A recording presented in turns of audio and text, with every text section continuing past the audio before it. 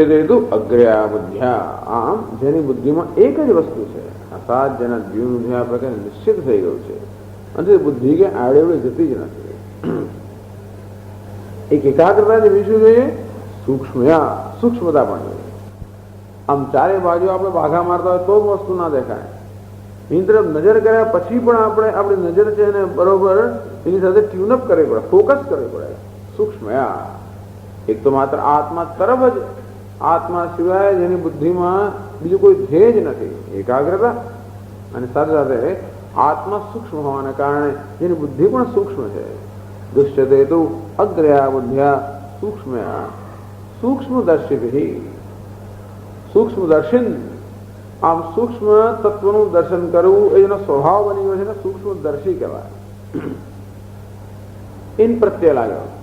સૂક્ષ્મ દર્શન કરવું એ જેના માટે સ્વાભાવિક બની ગયું. આ સ્થૂળ વસ્તુનું દર્શન કરતા કરતા ધીમે ધીમે આ સ્થૂળમાં રહેલું સૂક્ષ્મ છે એના દર્શન કરવાની કુશળતા, એના દર્શન કરવાની સૂક્ષ્મતા કે પારદર્શકતા એને પ્રાપ્ત કરી જશે કોઈ સૂક્ષ્મદર્શી. દૃશ્યતે તુ અગ્રયા બુદ્ધ્યા સૂક્ષ્મયા સૂક્ષ્મદર્શિભિ. જે લોકોની એકાગ્ર બુદ્ધિ છે, સૂક્ષ્મ જેની દ્રષ્ટિ છે, એવા સૂક્ષ્મદર્શી પુરુષો જરૂર આ આત્માના દર્શન કરે છે. આત્મા જેવો છે એવા વાસ્તવિક દર્શન કરે છે. ખરેખર કોઈ આત્મા તો અજ્ઞાત છે જ નહીં. અવિદ્યા શું કરતી હોય છે? આત્માને પૂરેપૂરી ઢાંકી દીધી હોય તો એ કશો પ્રશ્ન ના હોય, અને આત્મા પૂરેપૂરો પ્રકાશિત હોય તો પણ પ્રશ્ન ના હોય.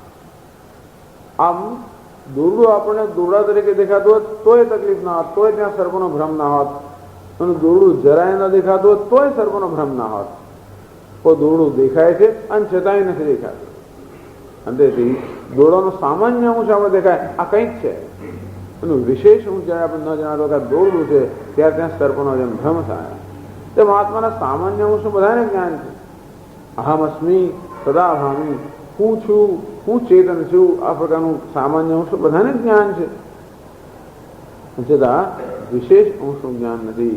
હું અદ્વિતીય છું, હું પૂર્ણ છું, આ પ્રકારનું વિશેષ અંશનું જ્ઞાન ન હોવાને કારણે ત્યાં ભ્રમ જન્મે છે. એટલે હું પણ નથી છુપાઈ જતો. તો પૂર્ણતા આત્માની છુપાઈને ત્યાં અપૂર્ણતાનો ભ્રમ થાય છે. એકતા છુપાઈને અનેકતાનો ભ્રમ થાય છે. અને આ રીતે અલ્પતા, અનેકતા આ શું છે? ભ્રમ છે. આ દોષ ક્યાંનો છે? આપણી દ્રષ્ટિનો દોષ છે. અને તેથી વિવેકથી જેમ જેમ આ દોષને દૂર કરવામાં આવે તેમ તેમ આત્મા જે વાસ્તવિક છે એ પ્રકારનું દર્શન થાય. એને બે ભાષ્યમાં સમજાવે છે.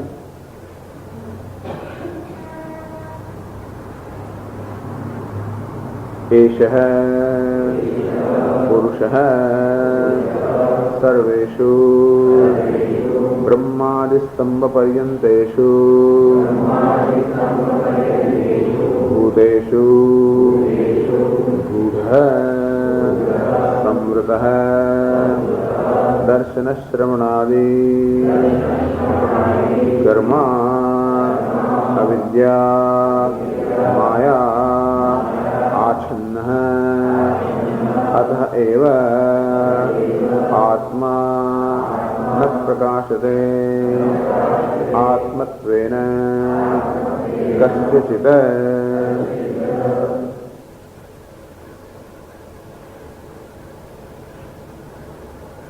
આમાં ઘણી વાર ગૂઢ આત્માન પ્રકાશતે, ખરેખર આવી સંધિ થતી નથી સંસ્કૃતમાં. ગૂઢ આત્માન પ્રકાશતે. આમ એક ઓ પછી જયારે અ આવે તેનો લોપ થઈ જાય. તો આનો પણ લોપ કરી નાખ્યો તો ગૂઢ આત્માન પ્રકાશતે એમ કહેવાય. તો આત્મા, આત્માનો અર્થ પણ આત્મા જ કરવાનો. આત્મા ન તામ્યતે આત્મા, અર્થાત જેમાં કોઈ પ્રકારનો ખેદ ન હોય, જેમાં કોઈ પ્રકારની કાંક્ષાયામ ખેદે છે. તમ ધાતુનો થાય છે કાંક્ષાયામ ખેદે છે, આકાંક્ષા રાખવી અથવા તો કોઈ પ્રકારનો ખેદ કરવો એ તમ ધાતુનો અર્થ છે. આત્મા અર્થાત ન તામ્યતી, જેમાં કોઈ પ્રકારની આકાંક્ષા નથી હોતી, જેમાં કોઈ પ્રકારનો ખેદ નથી હોતો, આત્મા આત્મા કહેવામાં આવે. આકાંક્ષા ક્યારે ના હોય? જ્યાં પૂર્ણતા હોય ત્યાં. ખેદ ક્યારે ના હોય? જે આનંદ હોય ત્યાં. અને આ રીતે વિદ્વાનો આત્મા શબ્દનો તો આત્મા જ કરે છે. એટલે આત્મા માનીએ તો કે આત્મા માટે બંધનો અર્થ એક પણ ગૂઢ આત્મા ન પ્રકાશ એ છે એટલે કે આ આત્મા આ એટલે જે બધાને અનુભવનો વિષય છે અથવા વિદ્વાનો માટે જે અપરોક્ષ અનુભવનો વિષય છે એવો આ આત્મા સર્વેષુ ભૂતેષુ સર્વ બ્રહ્માદિ સ્તંભ પર્યંતેષુ ભૂતેષુ ગૂઢ આત્મા ગૂઢ સંવૃત સમૃદ્ધ ઢંકાયેલો છુપાયેલો ક્યાં છે સર્વેષુ ભૂતેષુ બધા જ પ્રાણીઓમાં બ્રહ્માદિ સ્તંભ પર્યંતેષુ બ્રહ્માથી માંડીને સ્તંભ એટલે કે ઘાસના તણખલા સુધીના જે કંઈ જીવો છે એ બધા જીવોના હૃદયની અંદર આત્મા છુપાયેલો છે ઢંકાયેલો છે તો જે ઢંકાયેલો જ હોય છુપાયેલો જ હોય તો છે એમ પણ શા પરથી કહો કોણે કહ્યું કે આત્મા છે જો આત્મા હોત તો આપણને બધાના આત્માના દર્શન થતા જ હોત આત્માના દર્શન થતા નથી માટે અમે કહે છે કે આત્મા છે જ નહીં તું કે ના તદ્દન નથી ઢંકાઈ ગયો તદ્દન નથી છુપાઈ ગયો એને દર્શન થાય છે ખરા એટલે આત્મા છે એમ કઈ રીતે કહી શકીએ દર્શન શ્રવણાદિ કર્મ જે અનેક પ્રકારના કર્મ કર્યો છે દર્શન શ્રવણ વગેરે પ્રાણનેવ પ્રાણો નામ ભવતી વદન વા પશ્યન ચક્ષુ શૃણવન શ્રોતા શૃણવન શ્રોત્રમ અંતેથી આ જયારે પ્રાણ જયારે શ્વાસોશ્વાસ લેતો શું કહીએ પ્રાણ વદન વાક એ જયારે બોલતો હોય ત્યારે શું કહીએ વક્તા સાંભળતો હોય ત્યારે શ્રોતા અંદરથી આજે બોલી રહ્યો છે વક્તા સાંભળી રહ્યો છે શ્રોતા ગતિ કરી રહ્યો છે ગંતા મનન કરી રહ્યો છે મનતા જ્ઞાન પ્રાપ્ત કર્યું છે જ્ઞાતા આ કોણ છે એટલે આ સર્વ કર્મ જે કરી રહ્યો છે એ જ આત્મા છે આત્મા જ ખરેખર દ્રષ્ટા શ્રોતા મનતા ગંતા એ જ આત્મા જ પ્રકાશી રહ્યો છે અંતેથી આત્મા નથી એમ તો ન કહેવાય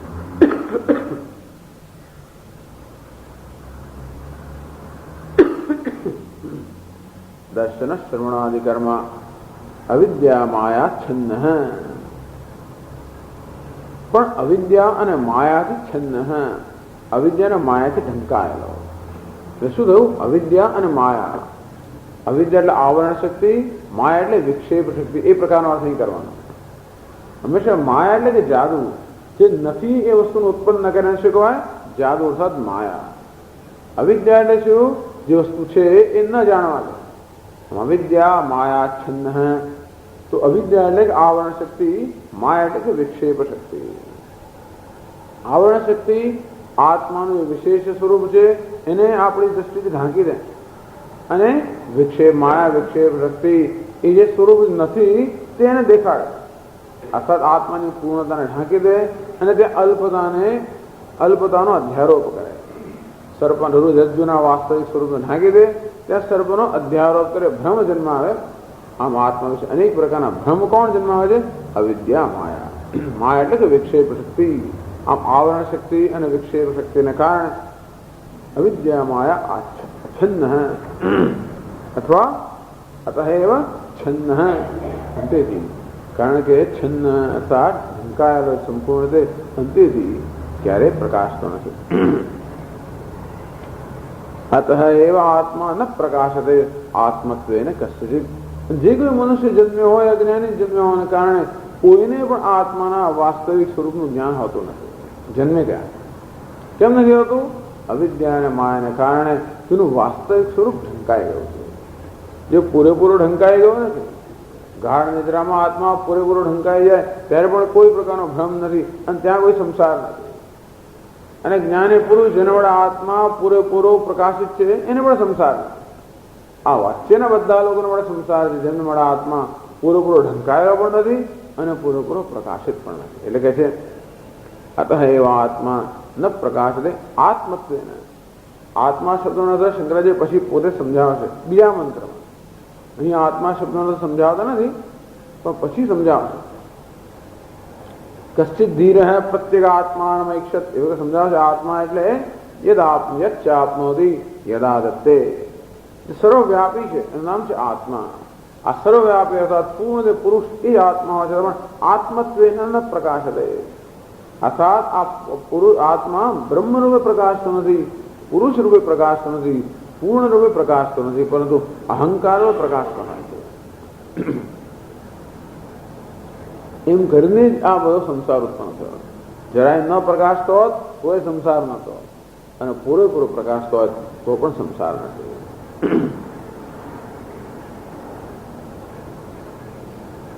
એમ તો આગળ કહે છે, આમ પ્રાણેશુ અનુકંપામ દર્શન. શંકરાચાર્ય બતાવે છે કે આ માયાનું કાર્ય કેવું છે. કેમ કહો છો કે આત્મા ઢંકાઈ ગયો છે, કેમ કહો છો કે આત્મા પ્રકાશતો નથી? તો આચાર્ય સમજાવે છે આગળ, અહો અતિ ગંભીરા દુર્વગાહ્યા વિચિત્ર માયા છે યમ યદયમ સર્વો જંતુ પરમાર્થતઃ પરમાર્થ સત્વોપી એવં બોધ્યમાનઃ અહમ પરમાત્મા ઇતિ ન ગૃહ્ણાતિ અનાત્માનં દેહેન્દ્રિયાદિ સંઘાતં આત્મનઃ દૃશ્યમાનમપી ઘટાદિવત આત્મત્વેન અહમમુષ્ય પુત્રઃ ઇતિ અનુચ્યમાનોપી ગૃહ્ણાતિ. અહો અતિ ગંભીરા દુર્વગાહ્યા વિચિત્રા માયા. અતિ ગંભીર, ગંભીર અત્યંત ઊંડી. અતિ ગંભીરા નક્રાદિ સંવૃત ગંગાસદૈવ અવિમર્શનીય સ્વરૂપા. આમ ગંગામાં ઘણી ખૂબ ઊંડાણ હોય અને અનેક બધા મગરમચ્છ ને બધી વસ્તુઓ ત્યાં હોય. કેવી હોય છે જે આપણે પાર ન કરી શકીએ. અત્યંત ગંભીર દુર્વગાહ્યા, અત્યંત ગંભીર, એકદમ ઊંડાણ વાળી. દુરઅવગાહ જેનો અવગાહ એટલે જ્ઞાન, જેનું જ્ઞાન દુરવગાહ્યા અર્થાત જે જ્ઞાન જેને જાણવી શક્ય નથી. આ પ્રકારની માયા અતિ ગંભીરા દુરગાહ્યા વિચિત્રા માયા. માયા વળગે છે વિચિત્ર. આમ વિવિધ રૂપે આપણી સમક્ષ પ્રકાશતી હોય, વિવિધ રૂપે આપણી સમક્ષ ભાસતી હોય. એક જ એના રૂપમાં ભાસતી હોય તો વાંધો નહીં, એક જ પ્રકારનો ભ્રમ બધાએ સેવતા હોય તો વાંધો નહીં. પરંતુ પ્રત્યેક મનુષ્ય ભિન્ન ભિન્ન પ્રકારનો ભ્રમ સેવે અને દરેક સમયે ભ્રમ બદલાતો રહે પાછો. હમણાં સુખી, હમણાં દુઃખી, હમણાં સારો, હમણાં ખરાબ, હમણાં પિતા, હમણાં પુત્ર. આમ વિચિત્ર વિચિત્ર રૂપની અંદર માયા આ આત્માને વિચિત્ર વિચિત્ર રૂપે દેખાડે. એકને એક જ રૂપે દેખાડતી હોત તો આપણે કંઈક એની સાથે હિસાબ પતાવી નાખ્યો હોત અને એની સાથે જીવતા શીખી ગયા. બધું દુઃખી દુઃખી દુઃખી દુઃખી, બસ એક જ ખાલી આપણો આત્મા વિશેનો ખ્યાલ હોત તોય આપણે એની સાથે જીવતા શીખી ગયા હોત. તો ક્યારેક પણ સુખી એવું થયું એટલે આપણે આપણું આખું બેલેન્સ જતું રહે. આમ દુઃખીથી ટેવાય ના ટેવાય કે જરાક સુખી આવ્યું એટલે વળી પાછા આપણે એકદમ સુખી જ્યાં ટેવાય પાછું દુઃખી આવ્યું. આમ જરાક ટેવાય અને પાછું બદલાયું, જરાક ટેવાય એટલે આપણે સ્થિર થવા જ ના. જરાક બેઠાને આપણે ચલો ઉતરો ભાઈ, જરાક ઉતરા ચાલો બસની અંદર, જરાક ચાલે પાછા ઉતરો, પાછા ચડો, 15 મિનિટમાં આવો. અરે ભાઈ જરાક શ્વાસ શ્વાસ ખાવા જેના તે જીવનની અંદર. આમ કોઈ જગ્યાએ જેના શરીરને ઠામ થવા જ ના, કોઈ પણ વિચારમાં પણ શરીરને ઠામ ના થવા. મને લાગે બસ બધું બરોબર થઈ ગયું, હવે કાંઈ કરવાનું કાંઈ કરવાનું બાકી નથી. મારા બધા દીકરાના લગ્ન થઈ ગયા, દીકરીના લગ્ન થઈ ગયા, દીકરીઓ બધી એમના ઘરમાં છે, હવે ઠેકાણે પડી ગયું. આમ બધું તો થયું ના થયું અને કંઈક નવું ઊભું કરે પાછું. કોઈ દિવસ માણસને ઠરીને ઠામ થવા જ ના દે. વિચિત્ર. આમ ભિન્ન ભિન્ન પ્રકારના ભ્રમ જન્મ્યા આવે. વિચિત્ર અતિ ગંભીરા, તેનું ઊંડાણ માપી ના શકાય. તેના સ્વરૂપનો નિર્ણય દુર્વગાહ્યા, તેના સ્વરૂપનો નિર્ણય ન થઈ શકે. સદસદભ્યામ અનિર્વચનીય સન્નાપ્ય સન્નાપ્ય ભયાત્મિકાનો ભિન્નાપ્ય ભિન્નાપ્ય ભયાત્મિકાનો સાંગાપ્ય નંગાપ્ય ભયાત્મિકાનો મહદભૂતા અનિર્વચનીય રૂપા. શંકરાચાર્ય ત્યાં પણ કહે છે વિવેક છોડ મહદભૂતા, મહાત મહાન અદ્ભુતા અનિર્વચનીય રૂપા, અને મહાદ્ભુતા મહાન અદ્ભુત અનિર્વચનીય, એને કહી ના શકાય કે કેવી છે કે નહીં એ પણ ના, છે એમ પણ ના કહેવાય, નથી એમ પણ ના કહેવાય, અને એનું અંગ છે એમ પણ ના કહેવાય, એટલે બ્રહ્મની સાથે એક છે એમ પણ ના કહેવાય, એનું જુદી છે એમ પણ ના કહેવાય, બ્રહ્મનો અંગ છે એમ પણ ના કહેવાય, અંગ નથી એમ પણ ના કહેવાય, શું છે કહી જ ના શકાય. અને કોઈ દિવસ માણસ કશું નિર્ણય કરી શકતો જ નથી. જીવનમાં કોઈ વસ્તુ વિશે માણસ કશો નિર્ણય કરી શકતો નથી. જેવો નિર્ણય કર્યો ના કર્યો, અને માણસ એવું વિચિત્ર રૂપ એ જ વસ્તુનું બતાવે કે આપણો નિર્ણય વહી તૂટી જાય, અને વહી પછી આપણે બીજો નિર્ણય કર્યો. એટલે કે છે અતિ ગંભીરા દુરવગાસ્યા વિચિત્રા છે માયા. યમ યમ એટલે આ માયા જે બધાના અનુભવનો વિષય છે, આ માયા આવી છે. તો શું થાય? યત યસ્માત, શા પરથી કહો છો કે માયા આવી છે? અયમ સર્વો જંતુ, આ બધા જંતુઓ, આ બધા જ્ઞાની જીવો, પરમાર્થ પરમાર્થ સતત્વોપી, વાસ્તવમાં પરમાર્થ સતત્વોપી, આમ પારમાર્થિક સત્યનું સ્વરૂપ હોવા છતાં પણ, વાસ્તવમાં પ્રત્યેક જંતુ પૂર્ણ હોવા છતાં પણ, પરમાત્મા હોવા છતાં પણ, બ્રહ્મ હોવા છતાં પણ, ચલો છે તો ખરો, ન જાણતો એવું બને. એવમ બોધ્યમાનોપી, આમ પોતે બ્રહ્મ છે, પરમાત્મા છે, અને કહેવામાં આવ્યું તું બ્રહ્મ છે, તું પરમાત્મા છે. ન ગૃહ્ણાતિ આત્મ, તો છતાં પણ ના, એ તો બને જ નહીં, એ તો ના જ હોય. બી બધું હોય ખરું, પણ હું આવો હોઉં તો ના જ બને. હું શુદ્ધ છું તો કે ના, હું નિષ્પાપ છું તો કે ના, હું પાપી છું, દુઃખી છું. અને તેથી આ બધા ખ્યાલની અંદર આ બધા ખ્યાલ એટલા બધા દ્રઢ થઈ ગયા છે. આ સાથ જે આપણું વાસ્તવિક સ્વરૂપ નથી, એ અત્યારે આપણા વડે એટલું બધું વાસ્તવિક બની ગયું છે. અને આપણું પારમાર્થિક જે સ્વરૂપ છે એટલું બધું અત્યારે અવાસ્તવિક બની ગયું છે કે માણસ ગમે તેટલી વાર કહે તો એ સ્વીકારો ના, આવું તો ના જ બની શકે. જે રીતે પહેલા કોઈ સ્વપ્નમાંથી ઉઠ્યો હોય, એવું મહાભયંકર સ્વપ્ન જોઈને આમ દુષ્કામ કે તું જાગે છે, કઈ તકલીફ નથી, કશી મુશ્કેલ નથી, છાયા જ કરે, કારણ કે એની અસર જાય જ નહીં. ગમે તેટલું કહેવા છતાં પણ આ માણસ માનતો જ નથી.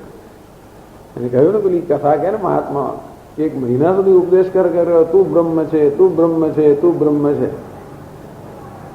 અને એક વાર એને કહ્યું, એને કંઈક બીજાની ચંપલ પહેરીને કહ્યું કે અલા ચોર છે તું, મારી ચંપલ ચોરી જાય છે. એક જ વાર ચોર ગયો, આખી રાત ઊંઘ ના આવે. એટલે મહાત્માના કીધું કે મહારાજ, જૂના માણસો આપણા સત્સંગીઓ આવી ભાષા કેમ બોલતા હશે? તો શું થયું? ગઈકાલે મને ચોર કર્યો, ખાલી ભૂલથી મેં ચંપલ પહેરી લીધી એટલા. તો શું થયું તને? આખી રાત ઊંઘ ના આવી. મને ચોર કહેવાનો રે કોણ? મને કેમ ચોર કર્યો? મહારાજ કહે છે પણ એક મહિનાથી સવાર બપોર સાંજ તું બ્રહ્મ છે, બ્રહ્મ છે, બ્રહ્મ એ કયા કરું, એની કોઈ અસર ના થઈ. અને એક વાર પેલા કોઈ ચોર છે, પણ આખી રાત ઊંઘ ના આવે. અને એ જ આ માયાની કેવી વિચિત્રતા છે, કેવી ગંભીરતા છે કે રોજ રોજ કહેવામાં આવે છે. આપણે વેદાંતના ક્લાસમાં બીજું કશું કહેવામાં જ નથી આવતું, એટલે લોકોને બહુ અઘરું પડે છે.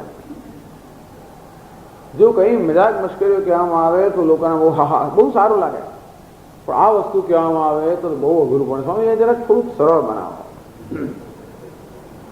નથી કહેવા છતાં આ વસ્તુ ઉતરતી નથી. અને કોઈ કહે આપણને કે તમે તો બધા મૂર્ખ છો અને ફલાણા છો, તો આ બધું બહુ સ્વામી તમે બહુ સરસ કર્યું, જરા અમને ઠપકારે બહુ સારું કર્યું, અમને થોડુંક જરા જો થોડું અપમાન કર્યું બહુ સારું લાગે, હા આ બરોબર છે. તો એને અમે લાયક છીએ સ્વામી, અમે એને જ લાયક છીએ, અમે એને લાયક જ નથી ને.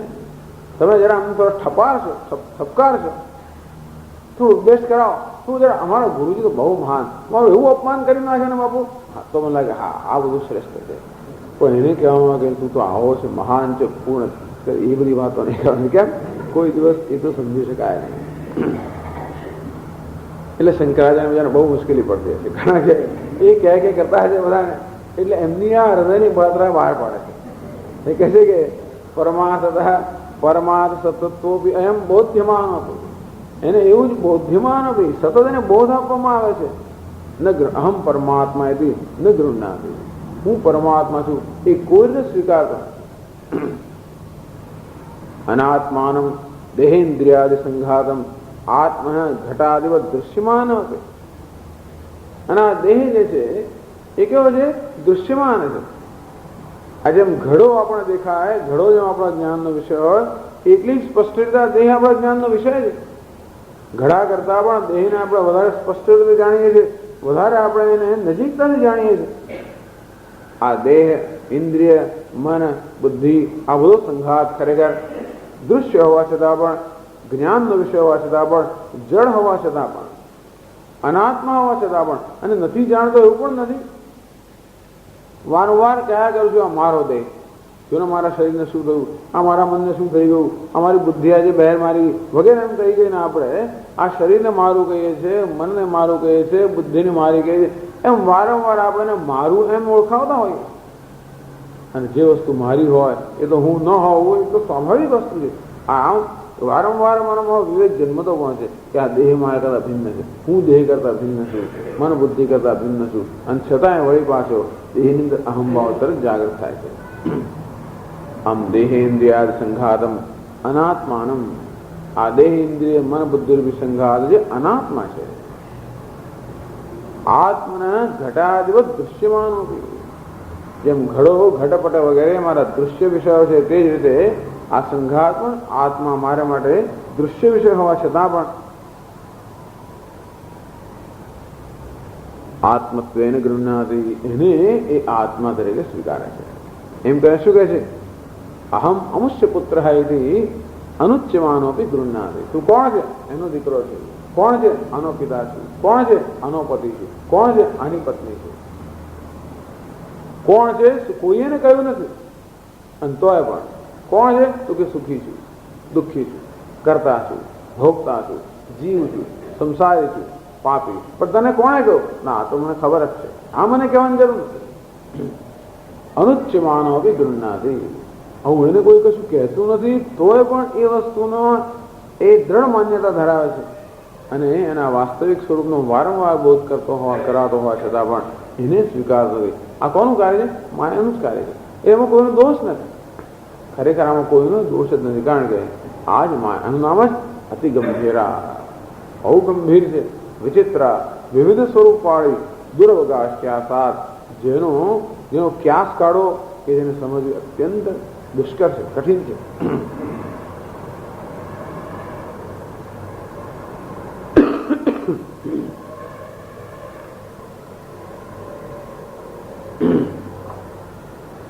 અંતેથી હવે આ સંસારના આ પ્રકારના નિરીક્ષણ કે અનુભવોથી એ નિશ્ચય કાઢે છે કે નૂનમ પરસ્ય એવ માયા મોમુહ્યમાનઃ સર્વો લોકઃ બંભ્રમિતિ. એનું નિશ્ચય આમ જ હોવું જોઈએ. શું હોવું જોઈએ? પરસ્ય માયા મોમુહ્યમાન પુનઃ પુનઃ અતિશયન વા મોહમ આપદ્યમાન. આ માણસ કેવો છે? વારંવાર મોહને પ્રાપ્ત થાય છે અને અતિશય માત્રામાં મોહને પ્રાપ્ત થયેલો છે. દરેક જંતુ મોહ અર્થાત અવિવેક. અનાત્મા છે ત્યાં આત્માના દર્શન કરવાનું નામ અવિવેક. જે પૂર્ણ છે ને અપૂર્ણ ધારણ લેવાનું નામ અવિવેક. આમ મોહ વારંવાર મોહને પ્રાપ્ત થનારો અને અત્યંત માત્રામાં મોહને પ્રાપ્ત થનારા મનુષ્ય સર્વો લોક સંભ્રમિતિ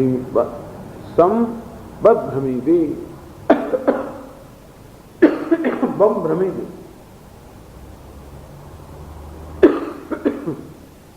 પુનઃ પુનઃ અતિશયન ભ્રમતિ.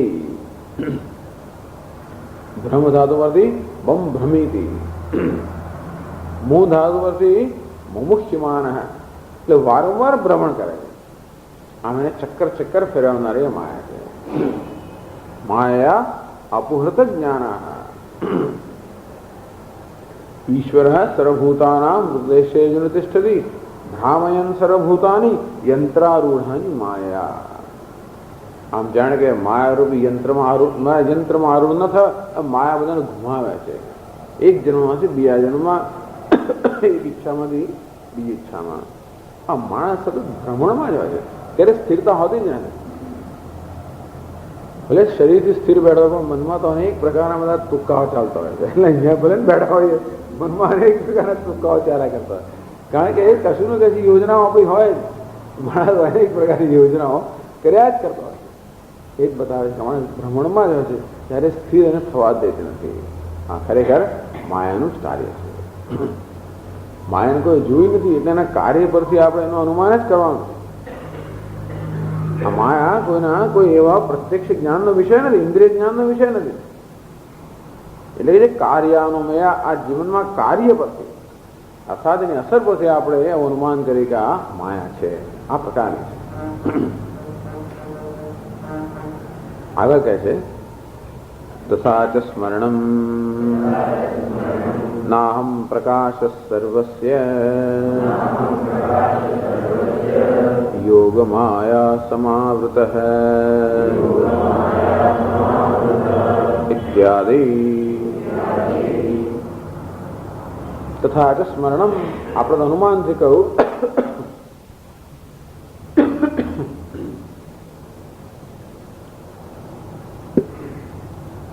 ભગવાન પણ એ વસ્તુ કહે છે નાહમ પ્રકાશ સર્વસ્ય યોગ માયા સમાવૃત. દરેક વખત યાદ દેવડાવે, ધીમેથી બોલો, ધીમેથી બોલો, ધીમેથી બોલો. જરાક મોઢેથી બોલાડે યાદ દેવડાવે, ધીમેથી બોલો, શાંત કર. બહુ મોઢેથી બોલવાનું જરૂર નથી, બધાને સંભળાય છે પણ ભૂલી જવાય જવાનું. જેમ જેમ થાય તરત આ વસ્તુ યાદ દેવડાવે. એટલે આ ઉધરસ ખાલી યાદ દેવડાવવાનું, બીજા કશા મળે. નાહમ પ્રકાશ સર્વસ્ય યોગ માયા સમાવૃત. ભગવાન કહે છે અહમ સર્વસ્ય ન પ્રકાશ હૈ, હું સર્વનો અંતરાત્મા હોવા છતાં પણ એ રીતે કોઈ મને જાણતું નથી. વેદાહમ સમતીતાની વર્તમાનાની ચાર્જન ભવિષ્યાની જે ભૂતાની મામ તો વેદને કશ્ચન. ભગવાન પોતે પણ અનુક્રોશ, ભગવાન પોતે પણ ખરેખર ખેદપૂર્વક કહે હું તો બધું જ જાણું છું. વેદાહમ સમતીતાની ભૂતકાળમાં છે એ હું જાણું છું. વર્તમાનાની ચાર્જન વર્તમાનમાં છે એનું પણ મને જ્ઞાન છે. ભવિષ્યાની જે ભૂતાની ભવિષ્યમાં પણ જે ક્યાં આવવાનું હોય બધાનું મને જ્ઞાન છે. મામ તો વેદને કશ્ચન, તો મને કોઈ જાણતો નથી. નાહમ પ્રકાશ સર્વસ્ય યોગ માયા સમાવૃત. મારી યોગ માયાથી સારી રીતે આચ્છાદિત થયો હોવાને કારણે કોઈ જંતુ મને જાણતો નથી. મૂઢો એમ ના વિજાનાથી લોકો માં વજમ વ્યયમ. આ મૂળ લોક કે મૂળ મનુષ્ય અજન્મા છું, અવ્યય છું, તો મારા સ્વરૂપને જાણતો નથી. કયો ભગવાન છે? આત્મ સ્વરૂપ ભગવાન છે. એટલે હવે પ્રશ્ન થાય છે કશે આગળ નનો વિરુદ્ધમિદમુચ્યતે મત્વા ધીરો ન શોચતે ન પ્રકાશતે ઇતિ ચ. નનુ શંકા કરે છે વિરુદ્ધમ ઇદમુચ્યતે. આ તો ભગવાન આપ વિરુદ્ધ વસ્તુ કહી રહ્યા છો. એ બાજુ શું કહે છે? મત્વા ધીરો ન શોચતે. એટલે મહાનતમ ભીમાત્માનમ મત્વા ધીરો ન શોચતે. આ તો જે મહાન છે, સર્વવ્યાપી છે, એને જાણીને આ ધીર પુરુષ, જ્ઞાની પુરુષ સર્વ શોકથી મુક્ત થઈ જાય છે. આ મત્વા આત્માને જાણીને એમ કહો છો કે આત્માને જાણીને આ જ્ઞાની પુરુષ સર્વ શોકમાંથી મુક્ત થઈ જાય. ત્યાં આગળ આત્માને જ્ઞાનનો વિષય કહ્યો. આત્મા જો જાણી ન શકાતો હોય તો કહી જ ન શકાય ને કે એને જાણીને આ જ્ઞાની પુરુષ સર્વ શોકમાંથી મુક્ત થઈ જાય. એનો અર્થ એ થયો કે આત્મા જ્ઞાનનો વિષય પણ છે, અથવા આત્મા જાણી શકાય છે, જ્ઞાની પુરુષ જાણતા હોય છે. એક બધું એમ કહો છો અને બીજું કહે છે ન પ્રકાશતે. અહીં આગળ ઉપનિષદ કહે છે કે આત્મા ન પ્રકાશતે. આત્મા કોઈનો પણ પ્રકાશિત નથી, કોઈના જ્ઞાનનો વિષય નથી. આવું કેવું વિરુદ્ધમ ઇદમુચ્યતે. એમ કહેવું કે આત્મા જાણી શકાતો નથી, કે જણાતો નથી, એક બધું એમ કેવું. અને બીજું એમ કહ્યું કે આત્માને જાણીને મનુષ્ય સર્વ શોકમાંથી મુક્ત થાય છે. આવડે કયા પ્રકારનું જે જણાતો જ ના હોય જાણી કેમ શકાય, અને જાણી ન શકાતો તો શોકમાંથી મુક્ત કેમ થવાય? ઇતિ છે. એટલે આ વિરોધાભાસ થયો. એટલે એનો ઉત્તર આવે છે. અર્થાત બીજી પંક્તિ છે આ શ્લોકની, મંત્રની. એ બીજી પંક્તિને સમજાવવા માટે આ પ્રકારની શંકા અને એનો ઉત્તર.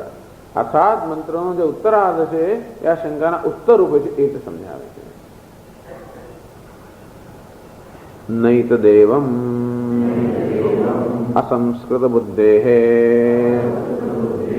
અવિજ્ઞેયત્વાत् ન પ્રકાશતે ઇતિ ઉક્તમ. કે નહીં તદેવમ, આવું નથી કહે. આ સંસ્કૃત બુદ્ધેઃ અવિજ્ઞેયત્વાत्, એવું નથી કે આત્મા ન જાણી શકાય. આ સંસ્કૃત બુદ્ધેઃ, બુદ્ધિ સંસ્કૃત ન હોય ત્યારે. યતંતો યોગિનશ્ચૈનમ પશ્યન્ત્યાત્મન્યવસ્થિતમ યતંતોપ્યકૃતાત્માનઃ નૈનમ પશ્યન્તિ અચેતસ અકૃતાત્માનઃ. યતંતો પ્રયત્ન કરવા છતાં પણ અકૃતાત્માનઃ અસંસ્કૃતાત્માનઃ, આથા જેનો આત્મા કે અંતઃકરણ સંસ્કૃત થયું નથી એવા સાધકો પ્રયત્ન કરવા છતાં પણ આત્માને જાણી શકતા નથી. અસંસ્કૃત બુદ્ધેઃ અવિજ્ઞેયત્વાत्, આ અસંસ્કૃત બુદ્ધિ અર્થાત જેની બુદ્ધિ કે અંતઃકરણ સંસ્કૃત બન્યું નથી એના માટે અવિજ્ઞેયત્વાत्, એના માટે ખરેખર આત્મા અવિજ્ઞેય અર્થાત જાણી શકાતો નથી. એવું નથી કે આત્મા જાણી ન શકાય, પરંતુ જેનું અંતઃકરણ શુદ્ધ નથી અર્થાત જેણે પોતાના અંતઃકરણ કે બુદ્ધિમાંથી આ દોષો દૂર નથી કર્યા એવા માટે કહેવાય છે ન પ્રકાશતે ઉત્તમ, એના માટે આત્મા પ્રકાશતો નથી એમ કહેવામાં આવે છે.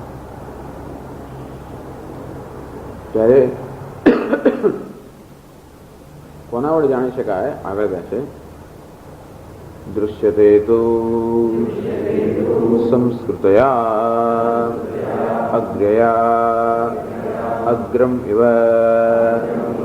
અગ્ર્યા તયા એકાગ્રતયા ઉપેતયા ઇત્યેતત સૂક્ષ્મયા સૂક્ષ્મ વસ્તુ નિરૂપણ પરયા દૃશ્યતે તો, એટલે કે પરંતુ દૃશ્યતે, પરંતુ જરૂર એનું દર્શન થાય છે. કોને દર્શન થાય છે? સંસ્કૃતયા બુદ્ધ્યા દૃશ્યતે. સંસ્કૃતયા સંસ્કાર, સંસ્કાર એટલે શુદ્ધિકરણ. આમ અંતઃકરણની અંદર બુદ્ધિમાં અનેક પ્રકારની રાગ દ્વેષ, અનેક પ્રકારની જે મલિનતાઓ છે, નિર્માણ મોહ જીત સંગ દોષા, માન મોહ, આ સંગ દોષ, અનેક પ્રકારની મલિનતાઓ છે એ જેમણે પોતાના અંતઃકરણ દૂર કરી છે શું કહે છે? સંસ્કૃત અંતઃકરણ વાળા મનુષ્યો, શુદ્ધ અંતઃકરણ વાળા મનુષ્યો. દૃશ્યતે તો સંસ્કૃતયા અગ્રયા, અગ્રા બુદ્ધિ એકમ બ્રહ્માત્મૈક્યમ અગ્રમ મુખ્યમ લક્ષ્યમ યસ્યાહ તસ્યાહ ભાવ એકાગ્રતા. એક વસ્તુ જેને અગ્રમાં હોય, અગ્ર એટલે કે આગળ, આગળ એક જ વસ્તુ હોય. કઈ એક વસ્તુ? એક જ, એક છે, અદ્વિતીય છે, પરમ બ્રહ્મ છે, એ જ જેની આગળ છે, એ જ જેનું પરમ લક્ષ્ય છે, એ જ જેનું પરમ ધ્યેય છે. એ સિવાય જેના જીવનમાં બીજું કશું ધ્યેય નથી. આમ એકાગ્રતાનો અર્થ એક જ નહીં કે આમ ત્રાટક એક જ જગ્યાએ જોયા જ કરવું, એ પ્રકારની એકાગ્રતા નથી. આ કયા પ્રકારની એકાગ્રતા છે? જેને વેદાંતમાં સમાધાન કહેવામાં આવે છે. ચિત્ત નૈશ્ચલ્યમ, જેનું ચિત્ત નિશ્ચલ બન્યું છે, જેના ચિત્તમાં એકાગ્રતા છે, અર્થાત જેના ચિત્તમાં આ પ્રકારનું સમાધાન થઈ ગયું છે કે જીવનમાં એકમાત્ર લક્ષ્ય કયું છે? એક અદ્વિતીય પરમાત્મા, પરમ બ્રહ્મ, એ જ જેનું એકમાત્ર લક્ષ્ય હોય એ પ્રકારની વિવેકયુક્ત બુદ્ધિને એકાગ્ર બુદ્ધિ કહેવામાં આવે છે. વ્યવસાયાત્મકા બુદ્ધિ એકા, અથવા જેના આ પ્રકારનો વ્યવસાય થઈ ગયો છે અને તેથી જેના જીવનમાં હવે બીજું કોઈ ધ્યેય જ નથી, એકાગ્ર. જો બીજું કશું ધ્યેય ન રહ્યું હોય તો બુદ્ધિને એ વિષયમાં એકાગ્ર હોવાનો કોઈ મુશ્કેલી નડતી નથી. જે અનેક બધા ધ્યેયો હોય, જે અનેક બધા રોકાણો હોય, જે પ્રાયોરિટીઝ નક્કી ન થઈ હોય, જેની અગત્યની વસ્તુઓ નક્કી ના થઈ હોય, ત્યાં સુધી મન અનેક જગ્યાએ કૂદકા માર્યા જ કરવાનું. પ્રાયોરિટી નક્કી થઈ ગઈ, મનના આપણા જગતમાં, આપણા જીવનમાં શું અગત્યનું છે નક્કી થઈ ગયા પછી કઈ વાંધો નથી. એકાગ્ર એટલે વિવેક દર્શાવે છે. અગ્રયા, જેનો જીવનમાં વિવેક છે, એટલે વૈરાગ્ય છે. સૂક્ષ્મયા, સૂક્ષ્મ વસ્તુ નિરૂપણ પરાયા, અને બુદ્ધિ કઈ સૂક્ષ્મ છે, અર્થાત સૂક્ષ્મ વસ્તુના નિરૂપણ માટે સમર્થ છે. એ સૂક્ષ્મ વસ્તુનું નિરૂપણ કે સૂક્ષ્મ નિરીક્ષણ ક્યારે થયું કે શાસ્ત્રના, એટલે જે બુદ્ધિમાં શાસ્ત્રના સંસ્કાર છે. આમ શ્રવણ, મનન, નિધિધ્યાસન એ પ્રકારના સંસ્કાર છે. સતત આપણે શ્રવણ કરવું જોઈએ. સતત મનન કરતા હોય તો ધીમે ધીમે ધીમે ત્યાં દ્વૈતને સત્યતા આપવાના આપણા જે સંસ્કાર પડી ગયા છે એમાંથી મુક્ત થઈને ધીમે આપણી બુદ્ધિ આ દ્વૈતનો મિથ્યાત્વ જોતી થાય. અને દ્વૈત જે મિથ્યા છે એના અધિષ્ઠાન કરેલું જે સૂક્ષ્મ તત્વ છે એનાથી એ વસ્તુનું એનું નિરીક્ષણ કરવા માટેનું સામર્થ્ય બુદ્ધિ પ્રાપ્ત કરે. એટલે બે વસ્તુની આવશ્યકતા છે. એક તો એકાગ્રતા અને બીજી સૂક્ષ્મતા. એ ક્યારે આવે? આપણું અંતઃકરણ શુદ્ધ થાય ત્યારે. અંતઃકરણ શું શુદ્ધ થાય? કર્મયોગથી, ભગવાનની ઉપાસનાથી, આરાધનાથી અંતઃકરણ રાગ દ્વેષથી મુક્ત થાય, શુદ્ધ બને. એટલું પૂરતું નથી, એને શાસ્ત્રના સંસ્કારની આવશ્યકતા. પૌનઃ પુણ્યેન શ્રવણમ કુર્યાત. પુનઃ પુનઃ વળી વળીને આપણે શ્રવણ કરતા હોઈએ, વારંવાર મનન કરતા હોઈએ, આપણું મન એમાં જ એની અંદર જ પરોવાયેલું હોય અને ધીમે ધીમે આપણી દ્રષ્ટિ પણ બદલાઈને શાસ્ત્રની દ્રષ્ટિ બની જાય. સર્વભૂતેષુ યેનૈકમ ભાવમ અવ્યયમીક્ષતે અવિભક્તમ વિભક્તેષુ બુદ્ધિસ્તા પાર્થ સાત્વિકી. એને સાત્વિક બુદ્ધિ ભગવાન કહે છે કે પ્રાણી માત્ર અનેકની અંદર એકમાં એક રહેલો છે એનું દર્શન કરવાની સૂક્ષ્મતા જાણે સૂક્ષ્મ બુદ્ધિ કહેવામાં આવે. અનેકમાં જે અનેકના દર્શન કરે છે એ તો કેવો છે? રજોગુણી છે. અને એકમાં બધાના દર્શન કરે એ તમોગુણી. પણ અનેકમાં જે એકના દર્શન કરે છે એ કેવો છે? સૂક્ષ્મ બુદ્ધિવાળો મનુષ્ય, સાત્વિક બુદ્ધિવાળો મનુષ્ય. તેથી જેને માટે માત્ર ઉપાધિ જ મહત્વની રહેતી નથી. આ વેશને જ મહત્તા આપતો નથી, પરંતુ વેશને પણ જે પાર કરે ને, વેશનો જે પહેરનાર છે ત્યાં સુધી જેની નજર પહોંચે છે કેવો છે? સૂક્ષ્મ બુદ્ધિ. દૃશ્યતે તો અગ્રયા બુદ્ધ્યા સૂક્ષ્મયા સૂક્ષ્મદર્શિભિ. એ કહે છે આગળ કૈહિ સૂક્ષ્મદર્શિભિ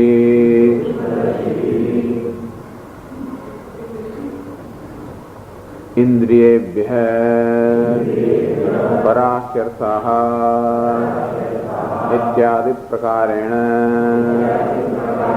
સૂક્ષ્મતા પારંપર્યદર્શનેન પરમ સૂક્ષ્મં દ્રષ્ટુમ શીલમ યેષાંતે સૂક્ષ્મદર્શિનઃ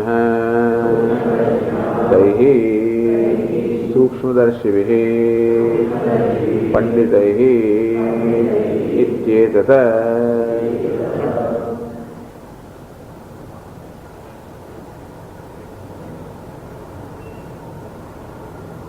જો આનંદગીરી કહે છે નિધિધ્યાસન પ્રચયન ઐકાગ્ર્યમાપનમંતઃકરણ યદા સહકારી સંપાદ્યતે તદા તત્સહકૃતાત મહાવાક્યાત અહમ બ્રહ્માસ્મિ બુદ્ધિવૃત્તિ ઉત્પદ્યતે તસ્યામ અભિવ્યક્તો બ્રહ્મભાવયતિ સ્વતઃ પરોક્ષતયા વ્યવહ્રિયતે ઇતિ દૃશ્યત્વમ ઉપચર્યતે.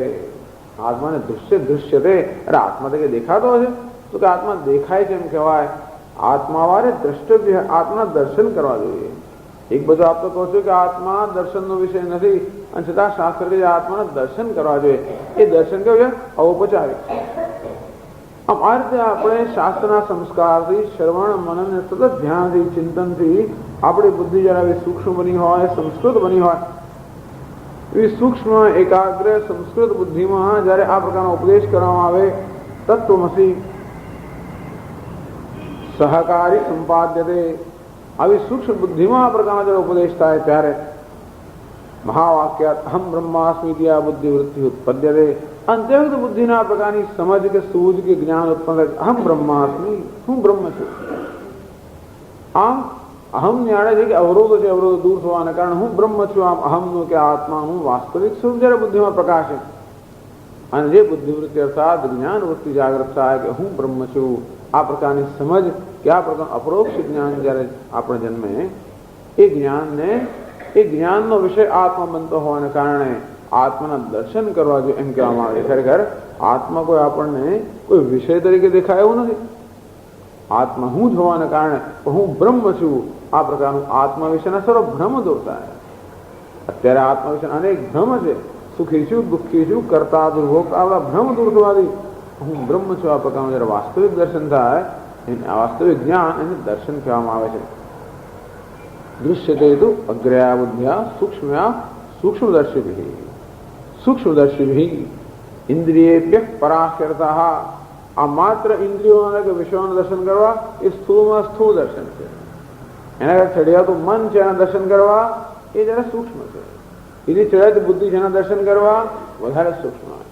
એથી ચડિયાતો જે મહત્તત્વ છે સમષ્ટિ છે એના દર્શન કરવા વધારે સૂક્ષ્મ. એથી પણ એનું કારણ અવ્યક્ત છે એના દર્શન કરવા એથી પણ સૂક્ષ્મ. એથી એનું પણ કારણ એનું પણ અધિષ્ઠાન જે પુરુષ છે એના દર્શન કરવા સૂક્ષ્માતિ સૂક્ષ્મ સૂક્ષ્મદર્શિભિ. આમ ધીમે ધીમે ધીમે આપણે બુદ્ધિને આપણે ટ્યુનઅપ કરતા જઈએ. એમ કરતા કરતા આત્મા જે સૂક્ષ્માતિ સૂક્ષ્મ છે એના દર્શન માટે જે ટ્યુનઅપ અર્થાત યોગ્ય બની છે એવી બુદ્ધિ ધરાવનારા લોકોને કહે છે સૂક્ષ્મદર્શિભિ. આવા સૂક્ષ્મદર્શી ઇત્યાદિ પ્રકારેણ સૂક્ષ્મતા પારંપર્ય દર્શન એને કેમ બુદ્ધિને સૂક્ષ્મ બનાવી એમાં ફોકસ કરવી આગલા 2 મંત્રોમાં સમજાવવામાં આવ્યું. પરમ સૂક્ષ્મ દ્રષ્ટુમ શીલમ યેષામ તે સૂક્ષ્મદર્શિન. આમ પરમ તત્વ જે સૂક્ષ્માતિ સૂક્ષ્મ છે એના દર્શન કરવાની યોગ્યતા જેને પ્રાપ્ત કરી છે એવા પંડિતોને કે વિદ્વાનોને સૂક્ષ્મદર્શી કહેવામાં આવે છે. સૂક્ષ્મદર્શિ સૂક્ષ્મદર્શિભિ પંડિતૈ દૃશ્યતે તુ. આવે સૂક્ષ્મદર્શી પંડિત પંડાસાદ બ્રહ્મ વિદ્યા. તો આવી બ્રહ્મ વિદ્યા જેને પ્રાપ્ત કરી છે એને પંડિત કહેવામાં આવે છે. પંડિતા સમદર્શિન. જ્યાં અવિદ્વાન લોકોને અજ્ઞાની લોકોને વિષમતાના દર્શન થાય છે ત્યાં પંડિતોને સમતાના દર્શન થાય છે. જ્યાં અજ્ઞાની લોકોને અનેકતાના દર્શન થાય ત્યાં પંડિતને એકતાના દર્શન થાય છે. જ્યાં અજ્ઞાની લોકોને અપૂર્ણતાના દર્શન થાય છે અને સંવાદના દર્શન થાય છે. પંડિતા સમદર્શિન. આ પ્રકારે અસમાનમાં સમાનના અનેકમાં એકના દર્શન કરવાની સૂક્ષ્મતા જેને પ્રાપ્ત કરે છે એવા જ્ઞાની પુરુષ અને મહાત્માને પંડિત સૂક્ષ્મદર્શી કહેવામાં આવે છે. આવા સૂક્ષ્મદર્શી પંડિતો વડે જરૂર આ આત્માના દર્શન થઈ શકે. નથી થતા એમ નહીં.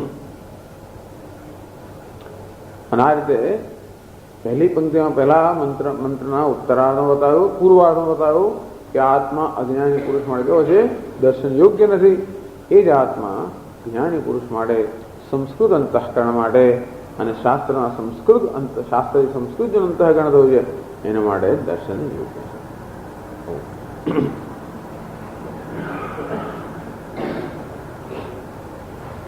ઓમ પૂર્ણમદ પૂર્ણમિદં પૂર્ણાત પૂર્ણમુદચ્યતે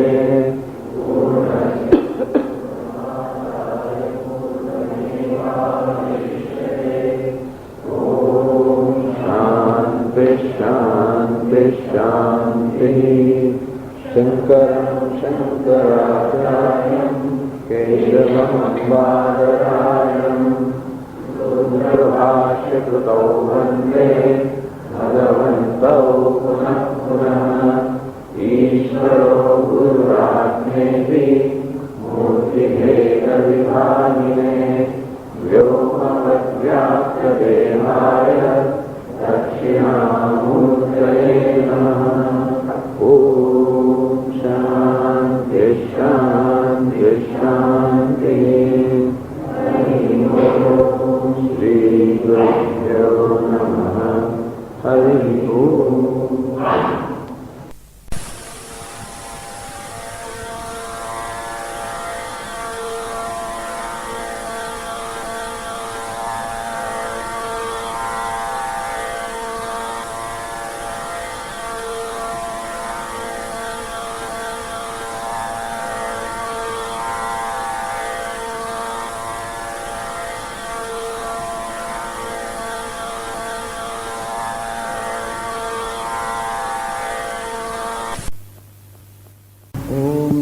भगवते वैवस्वताय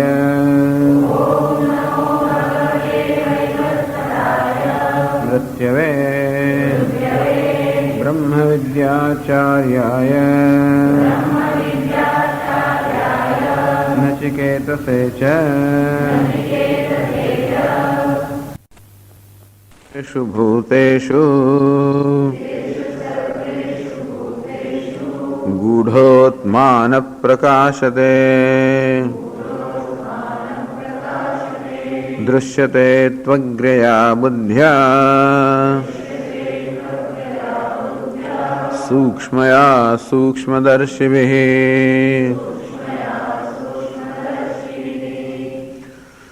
एषः सर्वेषु भूतेषु गूढ़ः आत्मा न प्रकाशते। सर्वेषु भूतेषु गूढ़ः एषः आत्मा आत्मा अर्थात जो बधाना अपरोक्ष अनुभवનો વિષય છે આત્મા સર્વેષુ ભૂતેષુ ગૂઢઃ પ્રાણી માત્રમાં ગૂઢઃ છુપાયેલો છે ખરો પણ છુપાયેલો છે ન પ્રકાશતે ક્યારે પણ એના વાસ્તવિક સ્વરૂપમાં પ્રકાશિત થતો નથી। योग माया समावृत है नाहम प्रकाश सर्वस्य योग माया समावृत है। शंकराचार्य महाराज पण एज वस्तु कोट कर ले। भगवान कहे कि सर्वस्य हम न प्रकाश है हमारा वास्तविक स्वरूप में कोई पण मनुष्य माटे के प्राणी माटे प्रकाशित थतो नहीं। योग माया समावृत है कारण के हमारी योग माया थी सारी रीते आच्छादित थयो होवाने कारणे मारा वास्तविक स्वरूप में हूँ क्यारे प्रकाशित थतो नहीं अर्थात लोकोने हूँ वास्तविक स्वरूप में क्यारे जणातो नहीं છે ખરો। શાબત કહી શકાય દર્શન શ્રવણાદિ કર્મ આત્મા છે। દર્શન શ્રવણાદિ કર્મ જે સાંભળી રહ્યો છે જે જોઈ રહ્યો છે જે જોઈ રહ્યો છે સાંભળી રહ્યો છે બોલી રહ્યો છે એ આત્મા છે।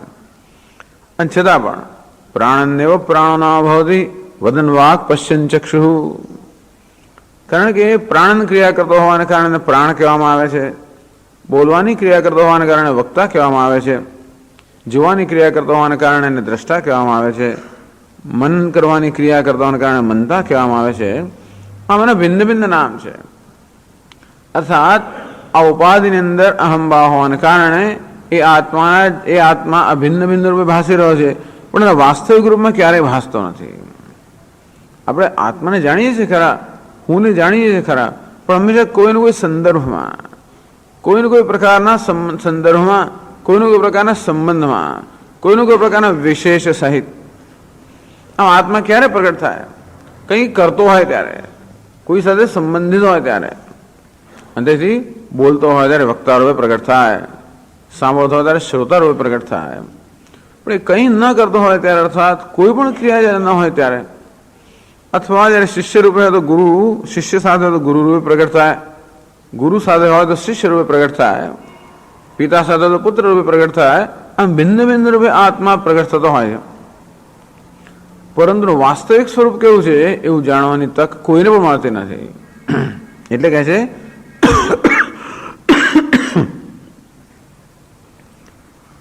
ગૂઢ આત્મા ન પ્રકાશતે પ્રત્યેકનો આત્મા જાણે કે અંદર છુપાઈ ગયો છે ન પ્રકાશતે। ઉત્ક્રામંતમ સ્થિતમ વાપી ભુંજાનમ वा गुणान्वितम विमूढ़ाः नानुपश्यन्ति पश्यन्ति ज्ञान चक्षुषः। उत्क्रामंतम आदेह में उत्क्रमण करता है स्थितम आदेह ने अंदर रहीने व्यवहार करता है।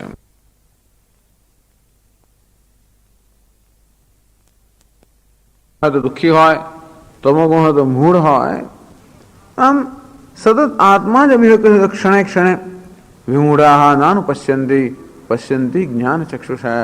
परंतु विमूढ़ लोगों विमूढ़ अर्थ समझावे छे कि विषयोनी अंदर जेमनुं मन आकृष्ट थई गयुं छे जे लोकोनुं मन आ विषयोना प्रभावमां होवाने कारणे अंतर्मुख नथी ए लोको आम प्रत्येक क्षणे आत्मा प्रगट थई रह्यो छतां नजीकमां नजीक होवा छतां अने जाणवा माटे उपलब्ध होवा छतां पण एने जाणी शकता नथी। पश्यन्ति ज्ञान चक्षुषः परंतु ज्ञान रूपी चक्षु जेनी पासे छे पश्यन्ति ए लोको आत्माने जोई शके छे।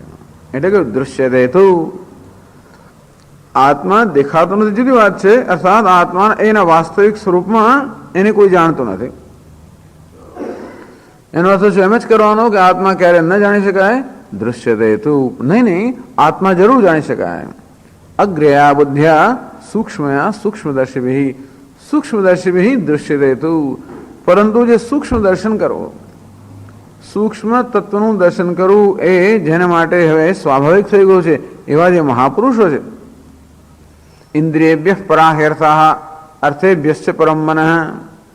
આમ સામાન્ય રીતે ઇન્દ્રિયો પ્રત્યે વિષયો પ્રત્યે આપણી દ્રષ્ટિ હોય એનાથી પણ સૂક્ષ્મ મન એનાથી પણ સૂક્ષ્મ બુદ્ધિ એનાથી પણ સૂક્ષ્મ મહત્તત્વ એનાથી પણ સૂક્ષ્મ અવ્યક્ત એનાથી પણ સૂક્ષ્મ પુરુષ અર્થાત આત્મા. આમ સૂક્ષ્મ, સૂક્ષ્મતર, સૂક્ષ્મતમ એ સૂક્ષ્મના ત્યારે જ દર્શન થઈ શકે જ્યારે આપણું મન સ્થૂળમાંથી નિવૃત્ત થયું ત્યારે. આમ વિષયોમાંથી મન નિવૃત્ત થાય તો જ આપણે મન તરફ નજર કરી શકીએ. એ મનના સંકલ્પ વિકલ્પમાંથી નિવૃત્ત થાય તો જ બુદ્ધિ તરફ નજર થાય. એ વ્યષ્ટિ બુદ્ધિના અહંકારમાંથી નિવૃત્ત થાય તો જ સમષ્ટિ બુદ્ધિ અને એનું પણ કારણ અવ્યક્ત, એનું પણ અધિષ્ઠાન, એનું પણ પ્રકાશક અવભાષક અર્થાત આત્મા.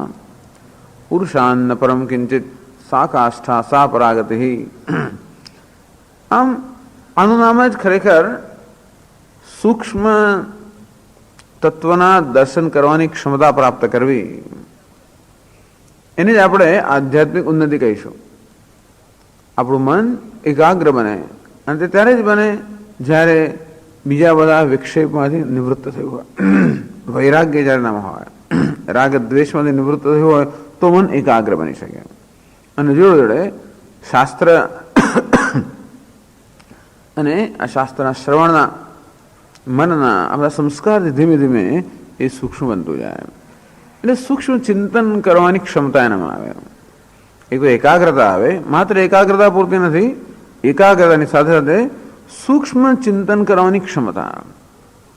માત્ર સ્થૂળ વસ્તુઓ પર કે સ્થૂળ નામ રૂપ સુધી જ આ બુદ્ધિની દ્રષ્ટિ મર્યાદિત ન હોય.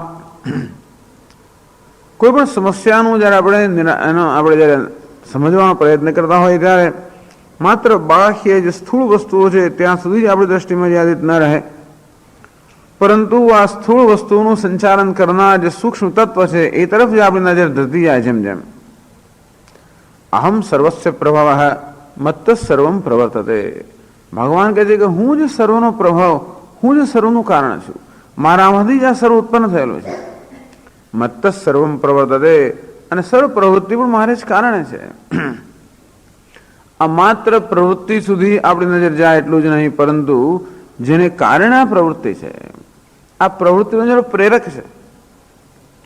અહમ સર્વસ્ય પ્રભવ, માત્ર સર્જન સુધી આપણી નજર ન જાય એટલું જ નહીં, પરંતુ પ્રભવ આ સર્જનનું જે કારણ છે.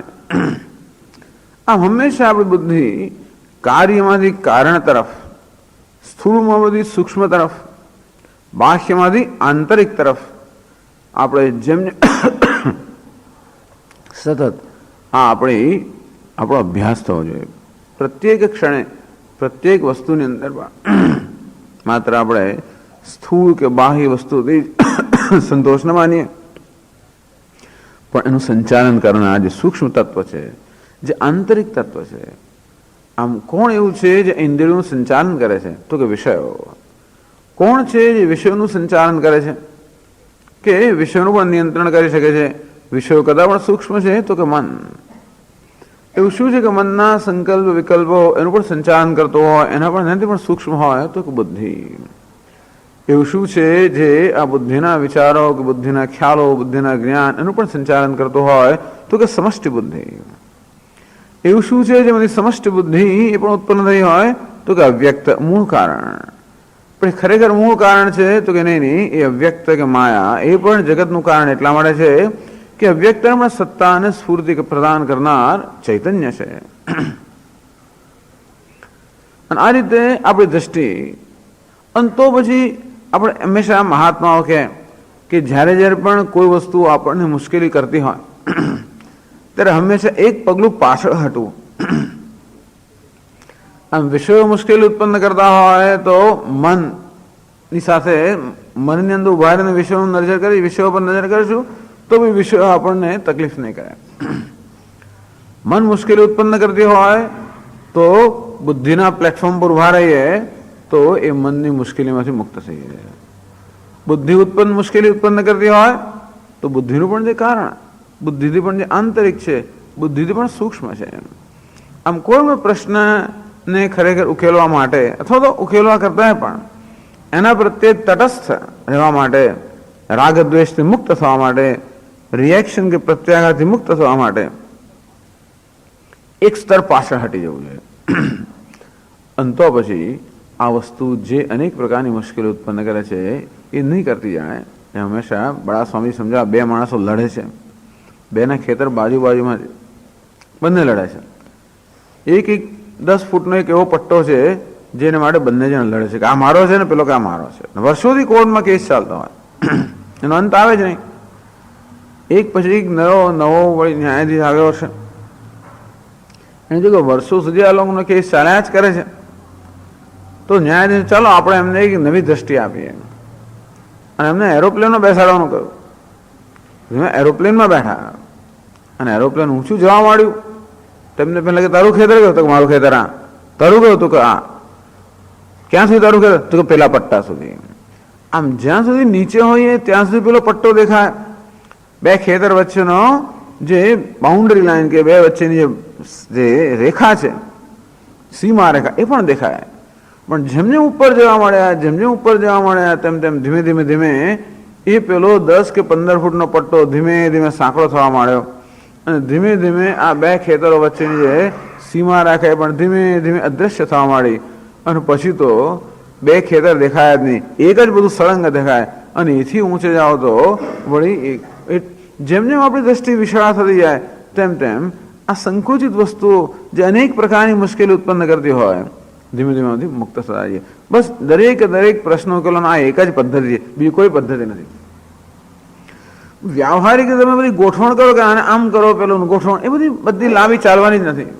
વ્યાવહારિક ગોઠવણો ક્યારે પણ આપણે શું મેનિપ્યુલેટ કરીએ, સામાન્ય તો પોલિટિક્સ, કશુંક મુશ્કેલી ઉત્પન્ન કરી દે, વસ્તુ આમથી આમ ગોઠવો, આના ચાલતો હોય પેલાને પેલું ગોઠવો, એમ કરતા આપણે શું કરીએ છીએ?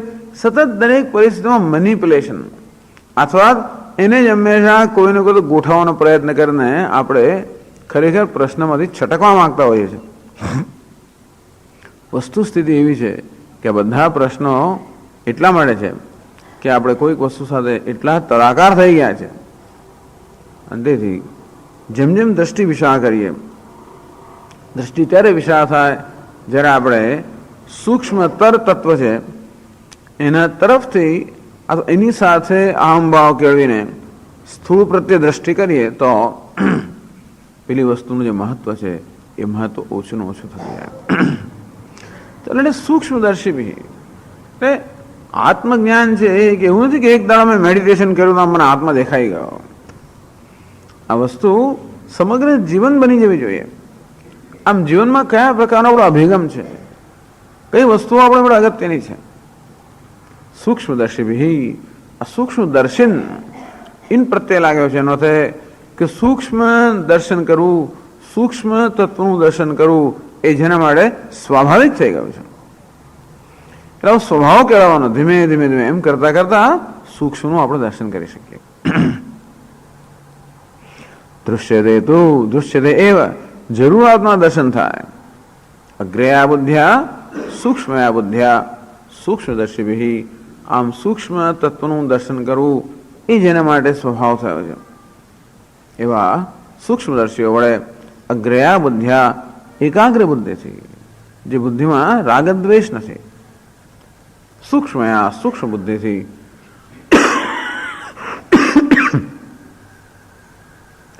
આમ શાસ્ત્રના શ્રવણ મનન વગેરે ધીમે ધીમે જેની બુદ્ધિ સૂક્ષ્મ બની છે. હવે આગળ 13મા મંત્રમાં કહે છે,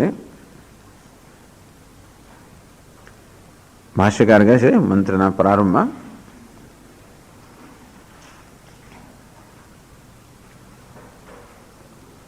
કયું પાનું છે મારી પાસે નથી ચોપડી આજે? 70 78 89 એવું જ કંઈક 13મા મંત્ર. તત્પ્રતિપત્તિ ઉપાયમાહ. તત્પ્રતિપત્તિ ઉપાયમાહ, પ્રતિપત્તિ એટલે કે જ્ઞાન.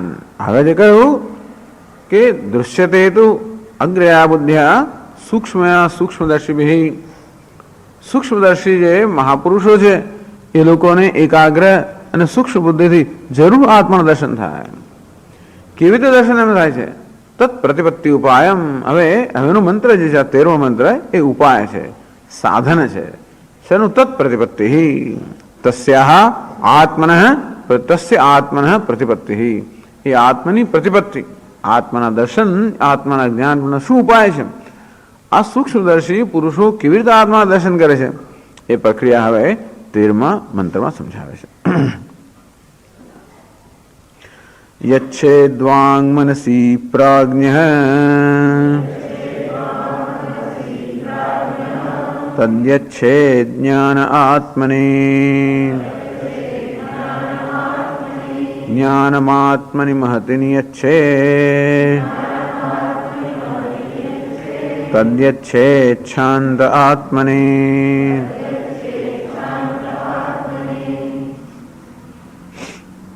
યચ્છેદ કમ કે શેમાંથી? રૂટ યમ. યમ એટલે કે નિયંત્રણ કરવું, નિયમન કરવું. યમ યમ એમાંથી આવ્યું યચ્છેદ. દા ધાતુમાંથી પણ, દા એટલે કે આપવું, એમાંથી પણ યચ્છેદ આવે, પણ આ યમ ધાતુમાંથી છે. યચ્છેદ વાક માનસિક પ્રાજ્ઞ. પ્રાજ્ઞ પ્રાજ્ઞ એટલે કે વિદ્વાન, મુમુક્ષુ કે જિજ્ઞાસુ સાધક. વાક માનસી યચ્છેદ. વાક એટલે વાણીને મનસી, મનની અંદર એનું નિયંત્રણ કરવું જોઈએ.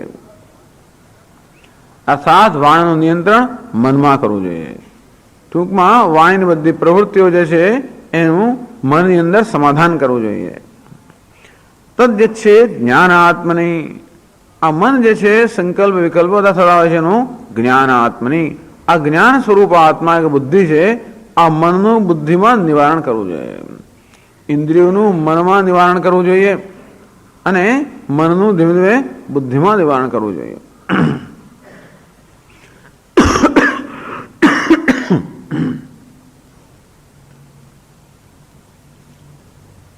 આત્મની મહત્વ નિયચ્છેદ. બુદ્ધિ એ છે મહતિ આત્મની નિયચ્છેદ. બુદ્ધિ અર્થાત જે વ્યષ્ટિ બુદ્ધિ છે, વ્યક્તિગત બુદ્ધિ, મહત આત્મા અર્થાત સમષ્ટિ બુદ્ધિમાં એને નિવૃત્ત કરવી જોઈએ. તદ્યચ્છેદ શાંત આત્મની. એ સમષ્ટિ બુદ્ધિ, સૂક્ષ્મ બુદ્ધિ, શુદ્ધ બુદ્ધિને પણ શાંતે આત્મની, આ શાંત આત્મા છે એમાં નિવૃત્ત કરવી જોઈએ. સ્થૂળની સૂક્ષ્મમાં નિવૃત્તિ. આ બધું મનસ્પંદન છે. આમ ગૌડપાદાચાર્ય સમજાવે છે સમગ્ર સર્જન શું છે? મનનું સ્પંદન. તો મનનું સ્પંદન જેમ જેમ સૂક્ષ્મ બનતું જાય તેમ તેમ સ્થૂળ વસ્તુ સૂક્ષ્મમાં ધીમે ધીમે નિવૃત્ત થતી જાય. મનનું સ્થૂળમાં સ્થૂળ સ્પંદન કર્યું તો કે આ વિષયોને ઇન્દ્રિયો, એનાથી સૂક્ષ્મ સ્પંદન કર્યું તો કે મન, એનાથી પણ સૂક્ષ્મ સ્પંદન કર્યું તો કે બુદ્ધિ, એનાથી પણ સૂક્ષ્મ સ્પંદન કર્યું તો કે સમષ્ટિ બુદ્ધિ, એનાથી પણ સ્પંદન રહિત શું તો કે આત્મા. આમ ધીમે ધીમે મહાન સ્પંદન કરતું મન ધીમે ધીમે ધીમે સ્પંદન ઓછાને ઓછા કરતું જાય અને છેવટે સર્વ સ્પંદન શાંત થઈ જાય. શાંત આત્મને. આ બધાને શાંત આત્મામાં નિવૃત્ત કરવા જોઈએ એ સમજાવે છે ભાષ્યકાર.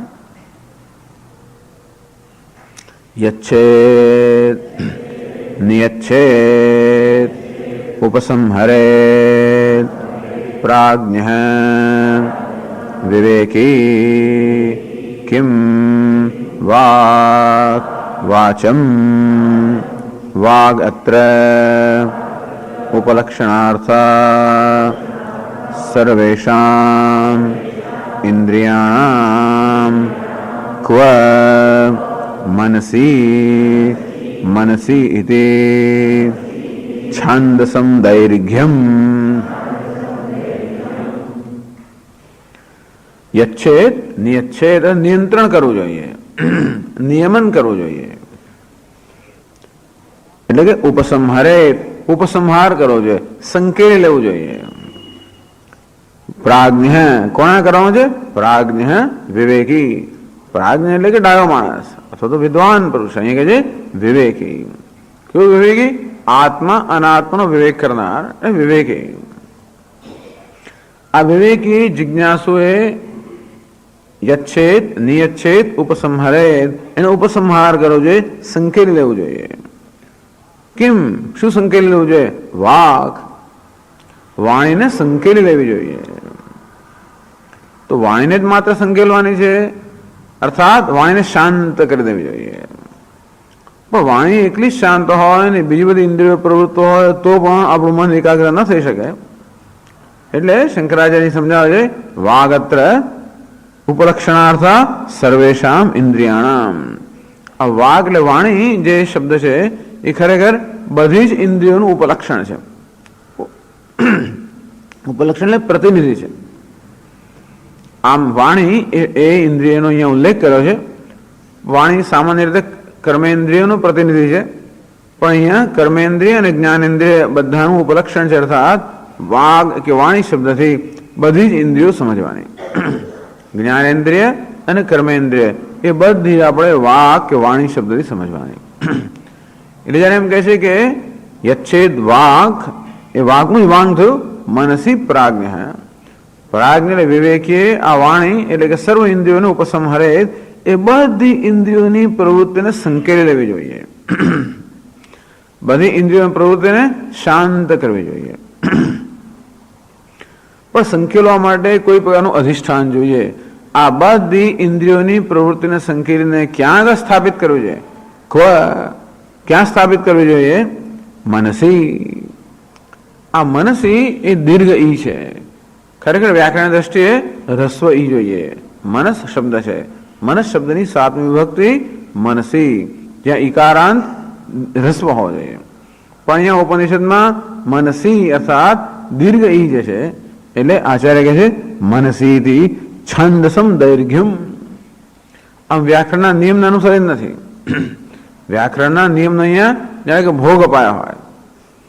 પરંતુ વેદ જે છે એ તો વ્યાકરણના કરતા પહેલા છે. અર્થાત વ્યાકરણ શાસ્ત્રની રચનાથી એના કેટલાય વખતના પહેલા વેદ હોવાને કારણે વેદને આ પ્રકારની સ્વતંત્રતા છે. આમાંથી વ્યાકરણ બન્યું છે, વ્યાકરણમાંથી આ નથી બન્યું. એ પણ આપણે જાણવું જોઈએ કે વ્યાકરણ શેમાંથી બન્યું. હવે આપણે વ્યાકરણનું ઉલ્લંઘન ન કરી શકીએ. હવે આપણે જે ભાષા બોલીએ એ વ્યાકરણના નિયમોનું આપણે ઉલ્લંઘન કરીએ તો આપણે ખોટા કહેવાય. પણ વ્યાકરણની રચના કેવી થઈ? ભાષા હતી એમાંથી વ્યાકરણની રચના થઈ. આમ સંસ્કૃત ભાષા હતી અને પાણીની મહર્ષિએ એ ભાષાનો અભ્યાસ કરીને એના બધા નિયમો શોધી કાઢ્યા અને એ નિયમો બધા સૂત્રના રૂપની અંદર બધા ગ્રથિત કર્યા. આપણે એને વ્યાકરણ કહીએ. જેવી રીતે વૈજ્ઞાનિકો, કુદરત તો છે જ, વૈજ્ઞાનિકો શું કરે છે? એનું નિરીક્ષણ કરે અને બધે નિયમો બધા શોધી કાઢે. પણ એનો નથી કે કુદરત આ નિયમોનું પાલન કરવા બંધાયેલી હોય. કારણ કે આ નિયમો માત્ર આપણી બુદ્ધિની મર્યાદા, નિયમો આપણી બુદ્ધિની મર્યાદાથી જેવા સમજાય આપણે સમજીએ છીએ. કુદરત તો છે જ, એમાંથી ન્યૂટને ધારો કે નિયમો કાઢ્યા હોય તો એવું કશું બને જે ન્યૂટનના નિયમોને અંતર્ગત ના હોય તો કુદરત ખોટી ના કહેવાય, પણ નિયમને આપણે સુધારવા જોઈએ. અંતે રીતે આ ભાષા તો હતી જ, ઋષિમુનિઓની ભાષા અને શાસ્ત્રની ભાષા, એ પરથી વ્યાકરણ શાસ્ત્રની રચના થઈ. અને મુખ્યત્વે જે પ્રકારના પ્રયોગ થયા હોય એ નિયમ બની જાય. આ બધાને શું કહેવાય? અપવાદ. સંસ્કૃત ભાષામાં એટલા બધા નિયમો છે, પણ જેટલા નિયમ દરેક નિયમનો અપવાદ છે. નિયમ એને જ કહેવાય જે અપવાદ હોય. એવી એક પણ કહેવત છે, એને જ નિયમ કહેવાય જે અપવાદ હોય. એટલે મનસી એ શું કહેવાય? અપવાદ. ખોટું ના કહેવાય. તમે મનસી કહે તો ખોટું કહેવાય. પણ વેદમાં જયારે કહેવાય તો શું કહેવાય? છાંદસમ. આ તો અંગ્રેજીમાં કહેવાય વૈદિક લાયસન્સ, અર્થાત આ ઋષિઓની સ્વતંત્રતા છે. છાંદસમ દૈર્ઘ્યમ, ખરેખર હ્રસ્વ હોવું જોઈએ, પણ દીર્ઘ જે છે એ છાંદસ પ્રયોગ છે, વૈદિક પ્રયોગ છે. તો વેદમાં જયારે આ પ્રકારની વ્યાકરણની અનિયમિતતા હોય તેને છાંદસ કહેવાય. અને ભગવદ્ ગીતા જેવા ગ્રંથોમાં કે સ્મૃતિ જેવા ગ્રંથોમાં એની અનિયમિતતા આવે એને ઓછી ચલાવી લે. કારણ કે એ લોકોને ઓછું લાયસન્સ છે, પણ છતાં એને શું કહેવાય? આર્ષ પ્રયોગ. કારણ કે ઋષિઓએ જે રચેલું છે એ પણ બધા એ ઋષિઓ પણ જે છે સ્વતંત્ર હોવાને કારણે એમના પ્રયોગને આર્ષ પ્રયોગ કહેવાય. અને હવે આપણે પ્રયોગ કર્યો કેવો કહેવાય? ખોટો પ્રયોગ કહેવાય. પેલું છાંદસ, આર્ષ. એટલે જ્યારે પહેલો શબ્દકોશ નવજીવને બહાર પાડ્યો ગુજરાત વિદ્યાપીઠમાંથી, ત્યારે ગાંધીજીએ પછી લખ્યું કે હવે પછી કોઈ ખોટી જોડણી કરવાનો અધિકાર નથી. જ્યાંથી શબ્દકોશ નહોતો ત્યાંથી તમે ગમે તે જોડણી કરો, કારણ કે કોઈ જાતનો આપણી પાસે રેફરન્સ નથી. હવે આ શબ્દકોશ બહાર પડ્યા પછી ખોટી જોડણી કરવાનો કોઈને અધિકાર નથી. ગુજરાતમાં મહાન અધિકાર છે, ખોટી જોડણી કરવી એનો અધિકાર ગુજરાતમાં વધારે વધારે છે. પણ એટલે એ જોડણી ખોટી ક્યારે કહેવાય? સાચી નામની કોઈ વસ્તુ હોય ત્યારે. અધર્મ ક્યારે કહેવાય? ધર્મ નામની કોઈ વસ્તુ હોય ત્યારે. ઘણા લોકો કહે છે જગતમાં દુનિયામાં ધર્મ નામની વસ્તુ જ નથી, ધર્મ વ્યક્તિગત વસ્તુ છે. મારા માટે જે સત્ય હોય તમારા માટે સત્ય ના હોય, અહીં જે સત્ય છે ત્યાં સત્ય ના હોય. એટલે આ બધું ધર્મ કેવો છે? સાપેક્ષ છે, રિલેટિવ. તો કે નહીં, સાપેક્ષ નથી. ધર્મ યુનિવર્સલ અર્થાત તો સર્વસામાન્ય છે, વૈશ્વિક ધર્મ છે. એના સંદર્ભમાં આપણે અધર્મ નક્કી કરતા હોય છે. ચલો છાંદસી એટલે છાંદસમ દૈર્ઘ્યમ. આ મનસી એ દીર્ઘ ઇકારાંત છે, એ છાંદસ એટલે કે છંદસ એટલે વેદનો પ્રયોગ છે. ટૂંકમાં જ્ઞાનેન્દ્રિયો અને કર્મેન્દ્રિયો બધાની પ્રવૃત્તિ ઉપસંહારે બધાને સંકેલી લેવી જોઈએ, એ બધાને મનમાં સ્થાપિત કરવી જોઈએ. અર્થાત હવે એ ઇન્દ્રિયો અને એની પ્રવૃત્તિની કોઈ પ્રકારની સભાનતા નથી. હવે શેની સભાનતા છે? મનના સંકલ્પ વિકલ્પોની સભાનતા છે. એનો તો એટલો જ થાય. જ્યાં સુધી ઇન્દ્રિયની પ્રવૃત્તિ હોય ત્યાં સુધી એ આપણું ધ્યાન દોરે. જેથી આંખો જોતી હોય, કાન સાંભળતા હોય, ત્વચા સ્પર્શ કરતી હોય, હાથ પગ હાલતા હોય, શરીરમાં ક્યાંય હલનચલન હોય, આ બધી વસ્તુઓ આપણા મનને વિક્ષિપ્ત કરતી હોય છે. અને તેથી આ ઇન્દ્રિયો દ્વારા મનમાં જે વિક્ષેપ થાય છે એ વિક્ષેપને શાંત કરવાનું પહેલું પગથિયું છે. પછી પણ આ બધા વિચારોનો વિસ્તાર થશે. યદા પંચાવતિષ્ઠન્તે જ્ઞાનાની મનસા સહ બુદ્ધિશ્ચન વિચેષ્ટતિ તામાહુ પરમામ ગતિમ તામ યોગમિતિ મન્યન્તે સ્થિરામ ઇન્દ્રિય ધારણા. ટૂંકમાં મનના વિક્ષેપોને શાંત કરવાની અત્યંત આવશ્યકતા છે. અપ્રમત્ત તદા ભવતિ. તો જ આપણા પ્રમત્ત અર્થાત પરમાત્માથી મુક્ત થઈએ અને તો જ આપણે વસ્તુ જેવી છે તેવા દર્શન કરી શકીએ.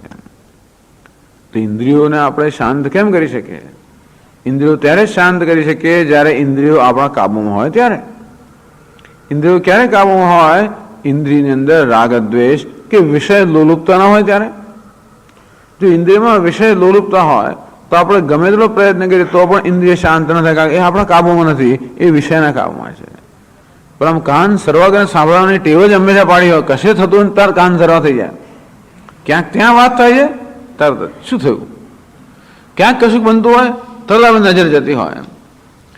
આમ આ પ્રકારની નો અજંપો જયારે ઇન્દ્રિયોમાં હોય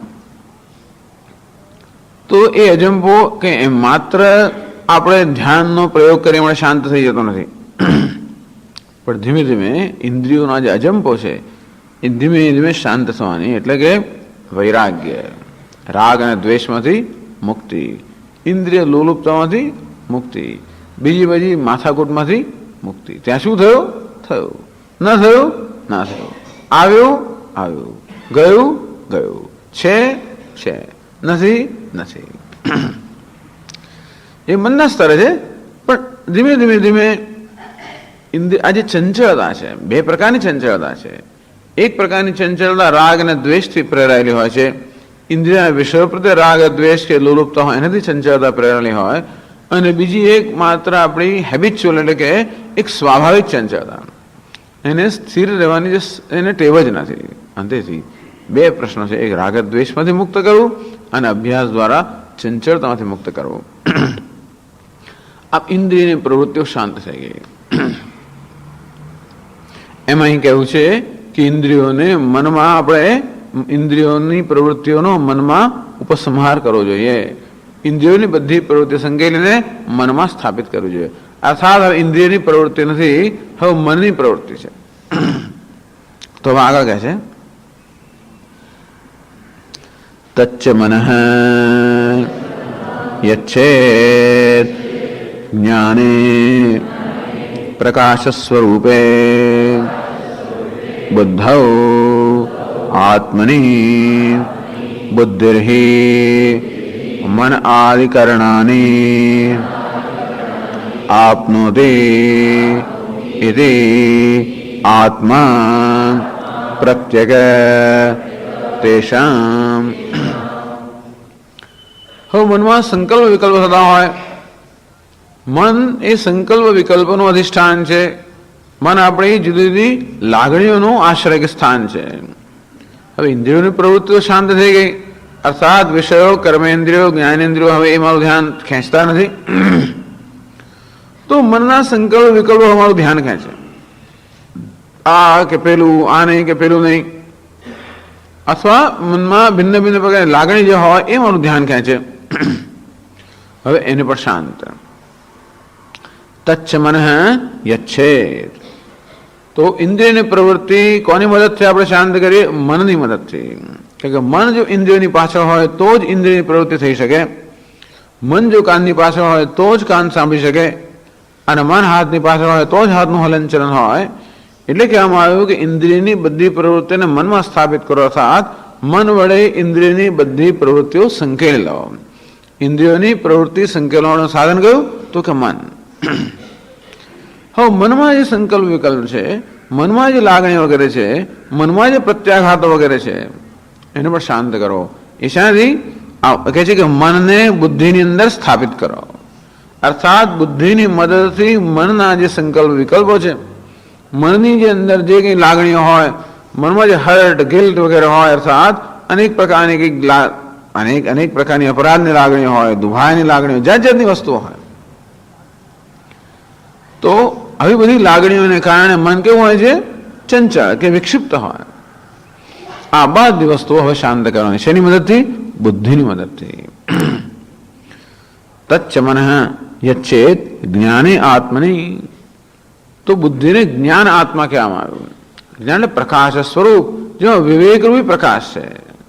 તો મનની અંદર જે કંઈ રાગદ્વેષ હોય, કે મનની અંદર જે કંઈ બીજી લાગણીઓ હોય, આ બધું શેને કારણે ઉત્પન્ન થતું હોય?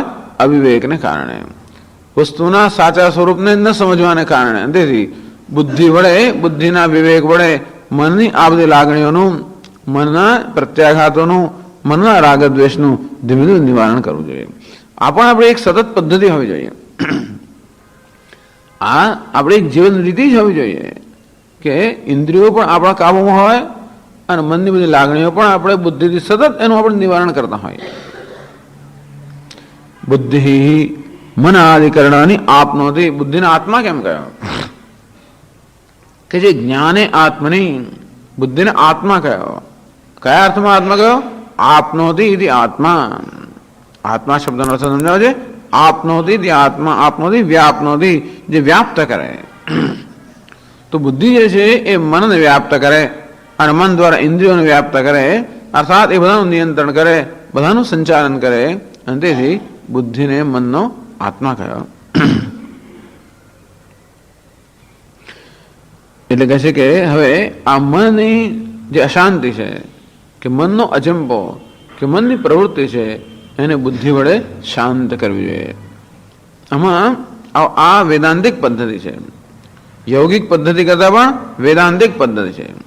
એટલે શંકરાચાર્ય મારે પહેલા કહ્યું વિવેકી યચ્છેદ્વા ઉપસંહરે પ્રાજ્ઞ વિવેકી. આ બધું વિવેકપૂર્વક કરવાનું હોય છે. બને ત્યાં સુધી કોઈ દમન ના થાય તો સારું. ઇન્દ્રિયો પર પણ દમન કરીને આપણે એને રોકવાની નથી, તો વિવેકપૂર્વક ઇન્દ્રિય એમની લોલુપતામાંથી કે એમના આસક્તિમાંથી મુક્ત કરવાની છે. મનમાં પણ સંકલ્પ વિકલ્પ હોય, અનેક પ્રકારની લાગણીઓ હોય. કામ, ક્રોધ, લોભ, મોહ, ભિન્ન ભિન્ન પ્રકારની લાગણીઓ મનમાં હોય. અને કોઈ પણ અમારી લાગણી ઉત્પન્ન થાય એટલે મનને વિક્ષિપ્ત કરે છે. તો વિવેકપૂર્વક એનું નિવારણ કરવાનું છે. એટલે જ કહ્યું બુદ્ધિ મન આદિકરણાની આપનોતી. ખરેખર તો મનમાં જે બધી લાગણીઓ ઉત્પન્ન થઈ છે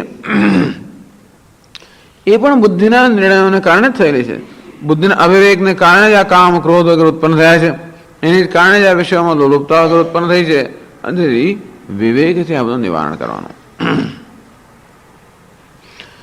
આત્મા પ્રત્યેક તેષામ, ટૂંકમાં બુદ્ધિને પ્રત્યેક બુદ્ધિ આ મન કરતા પણ સૂક્ષ્મ છે, આંતરિક છે, એનું પણ નિયંત્રણ કરનારી છે, માટે આત્મા કહો. અને અહીંયા જ્ઞાન આત્મા કહો. પ્રકાશ સ્વરૂપ આત્મા જે વિવેકનો પ્રકાશ છે. અને તેથી આ બુદ્ધિમાં રહેલા વિવેકની મદદથી મનમાં જે કંઈ લાગણી હોય એનું ધીમે ધીમે નિવારણ થાય. મેં કહ્યું કેવી લાગણી હોય?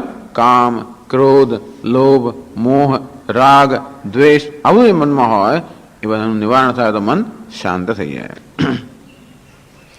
આમ એમના પર જોર જુલમ કરીને શાંત કરવાની વાત નથી, પરંતુ વિવેકથી, સમજથી, સમજાવટથી શાંત કરવાની વસ્તુ છે. અને તો એ શાંતિ છે એક સ્થાયી શાંતિ રહેવાની.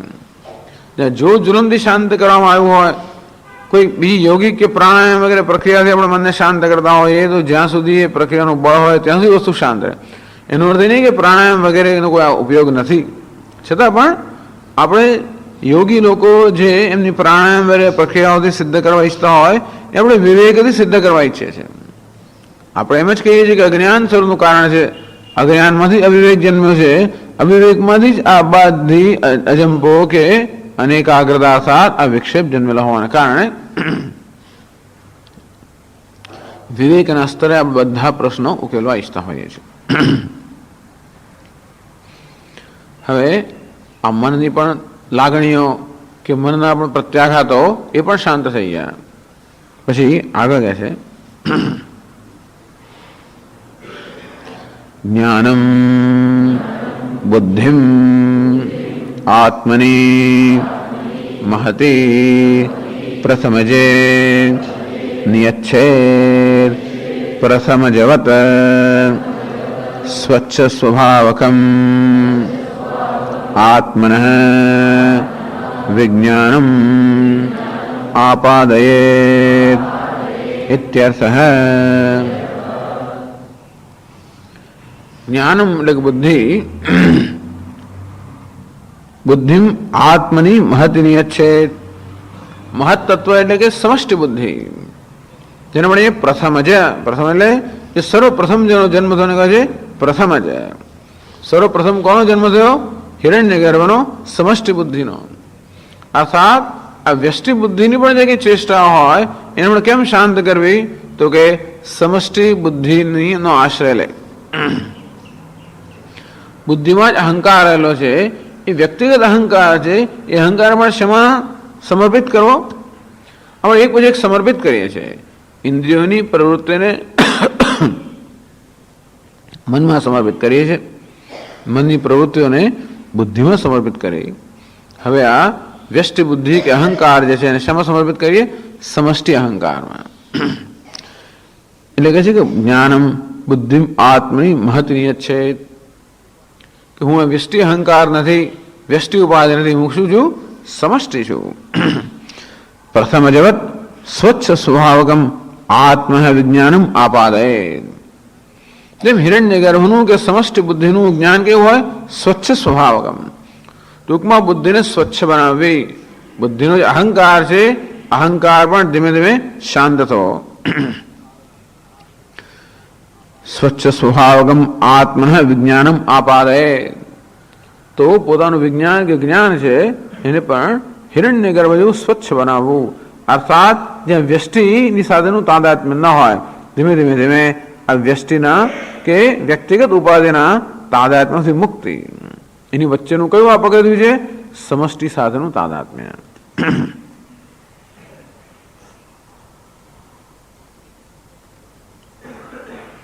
અને પછી એને પણ આગળ કહે છે તમ ચ મહાંતમાત્માનમ યચ્છેદ શાંતે સર્વ વિશેષ પ્રત્યસ્તમિત રૂપે અવિક્રિયે સર્વાંતરે સર્વબુદ્ધિ પ્રત્યય સાક્ષિણી મુખ્ય આત્મની. એ ક્યારેક ક્યારેક આ પગથિયું હોતું પણ નથી મહત તત્વનું. જેમ ભગવાન કહે છે ત્યાં આગળ ઇન્દ્રિયાણી ઇન્દ્રિયેભ્યઃ પરમ મનઃ મનસસ્તુ પરા બુદ્ધિ યો બુદ્ધેઃ પરતસ્તુ સહ. ઇન્દ્રિયાણી પ્રાણ્યાહુ ઇન્દ્રિયેભ્યઃ પરમ મનઃ. આ વિષયો કરતા ઇન્દ્રિય સૂક્ષ્મ છે, ઇન્દ્રિય કરતા મન સૂક્ષ્મ છે, મન કરતા બુદ્ધિ સૂક્ષ્મ છે, બુદ્ધિ કરતા આત્મા સૂક્ષ્મ છે. ટૂંકમાં બુદ્ધિ જ્યારે સ્વચ્છ હોય ત્યારે જ ખરેખર બુદ્ધિ સ્વચ્છ હોય, સાત્વિક હોય, એ સાત્વિક હોય ત્યારે જ ખરેખર આપણે એનું નિરાકરણ કરી શકે કે શાંત બને કે નિવૃત્ત બને. અને બુદ્ધિને પણ સ્વચ્છ બનાવી, શાંત બનાવી, બુદ્ધિમાં કંઈ ચેષ્ટા હોય, એમાં કોઈ અહંકાર હોય, એમાં કોઈ સંશય હોય, એ બધાથી બુદ્ધિને પણ નિવૃત્ત કરવી.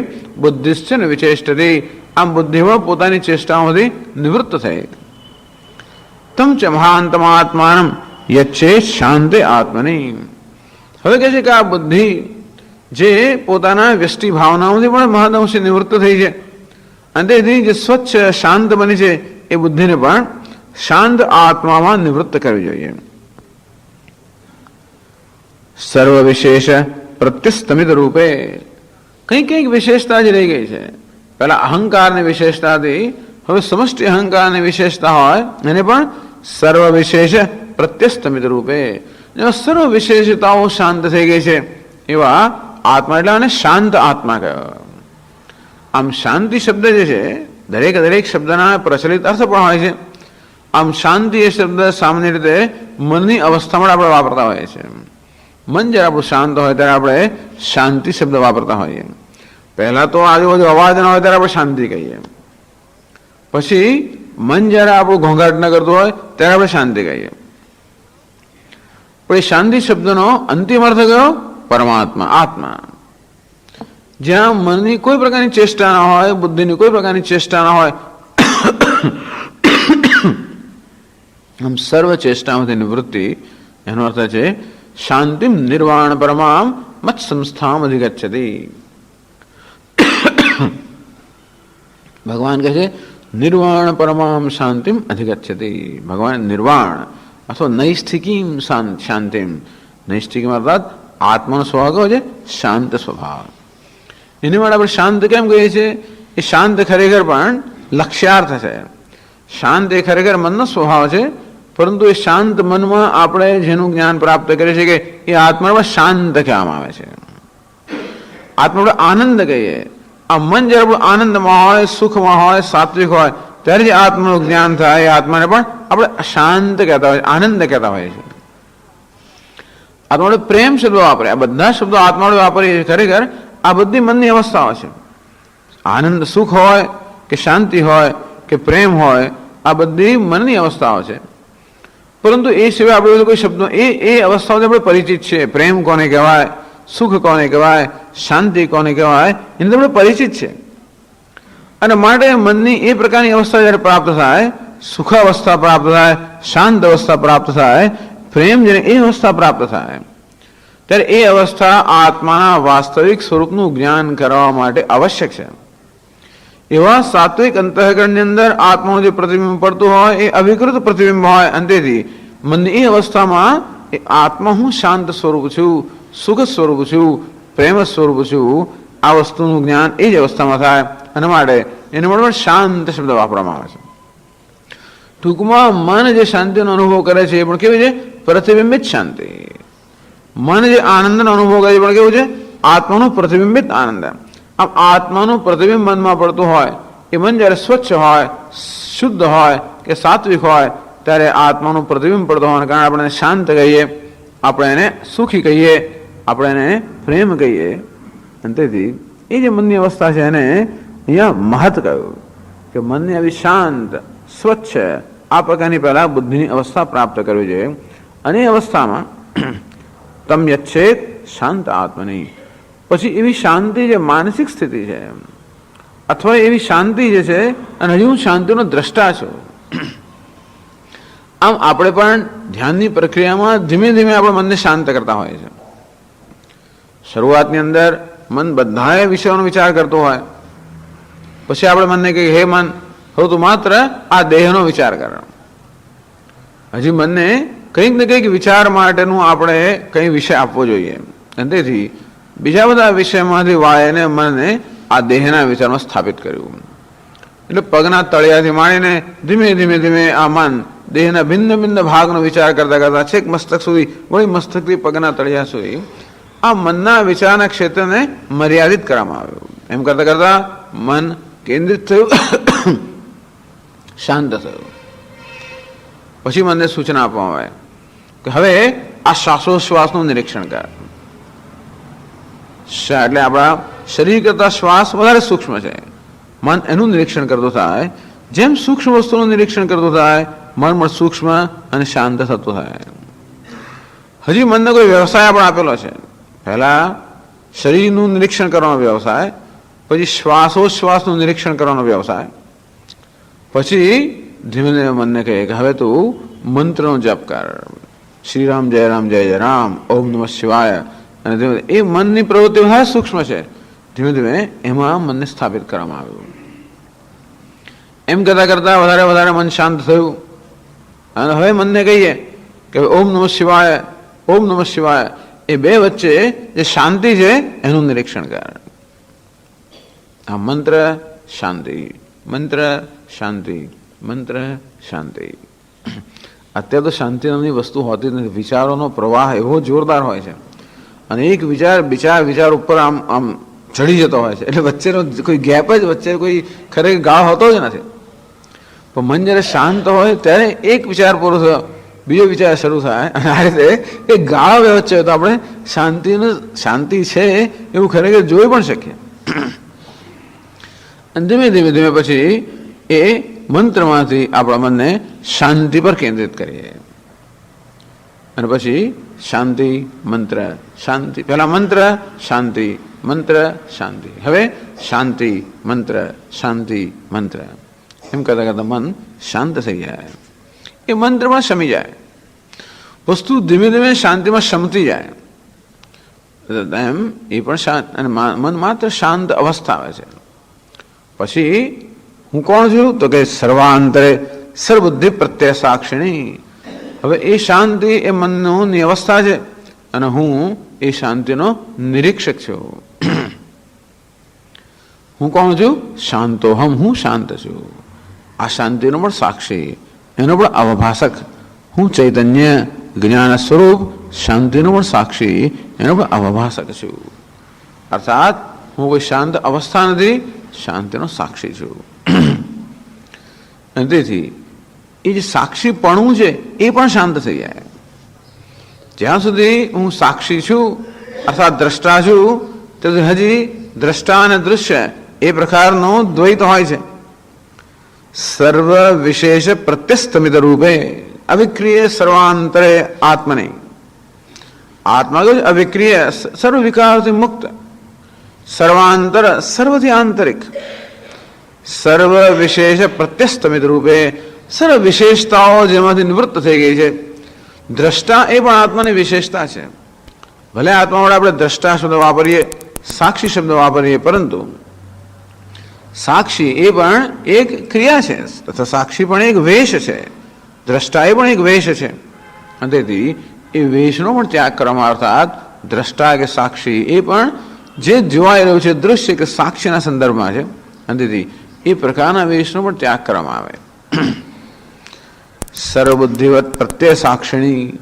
બધી બુદ્ધિના જે કંઈ પ્રત્યયો છે એને જ કેનોપનિષદ કહે છે પ્રતિબોધ વિદિતમ મતમ. બુદ્ધિમાં જે પ્રત્યય છે, બુદ્ધિમાં જે વિચાર છે એ ધીમે વિચાર આવતો હોય પ્રતિબોધ વિદિતમ મતમ.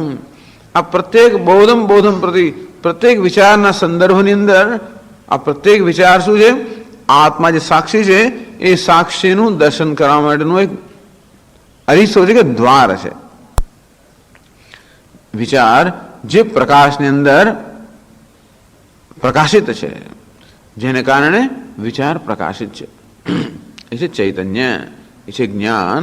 હું પ્રકાશક છું, અવભાષક છું, જ્ઞાન સ્વરૂપ છું.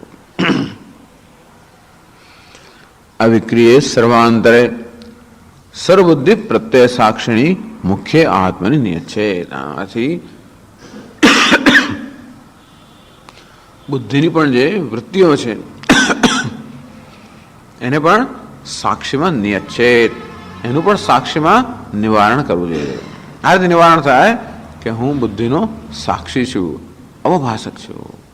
બુદ્ધિના વિચારો છે એ પણ ખરેખર તો ચૈતન્ય છે. એ ચૈતન્ય જ આ વિચારના રૂપમાં પ્રગટ થાય. એક જ ચૈતન્ય આ દ્રષ્ટાના રૂપમાં છે. એ જ ચૈતન્ય આ દૃશ્ય વિચારના રૂપમાં છે. વાસ્તવમાં દ્રષ્ટા અને દૃશ્ય બંનેને પ્રકાશિત કરનાર નિર્વિશેષ ચૈતન્ય હું છું.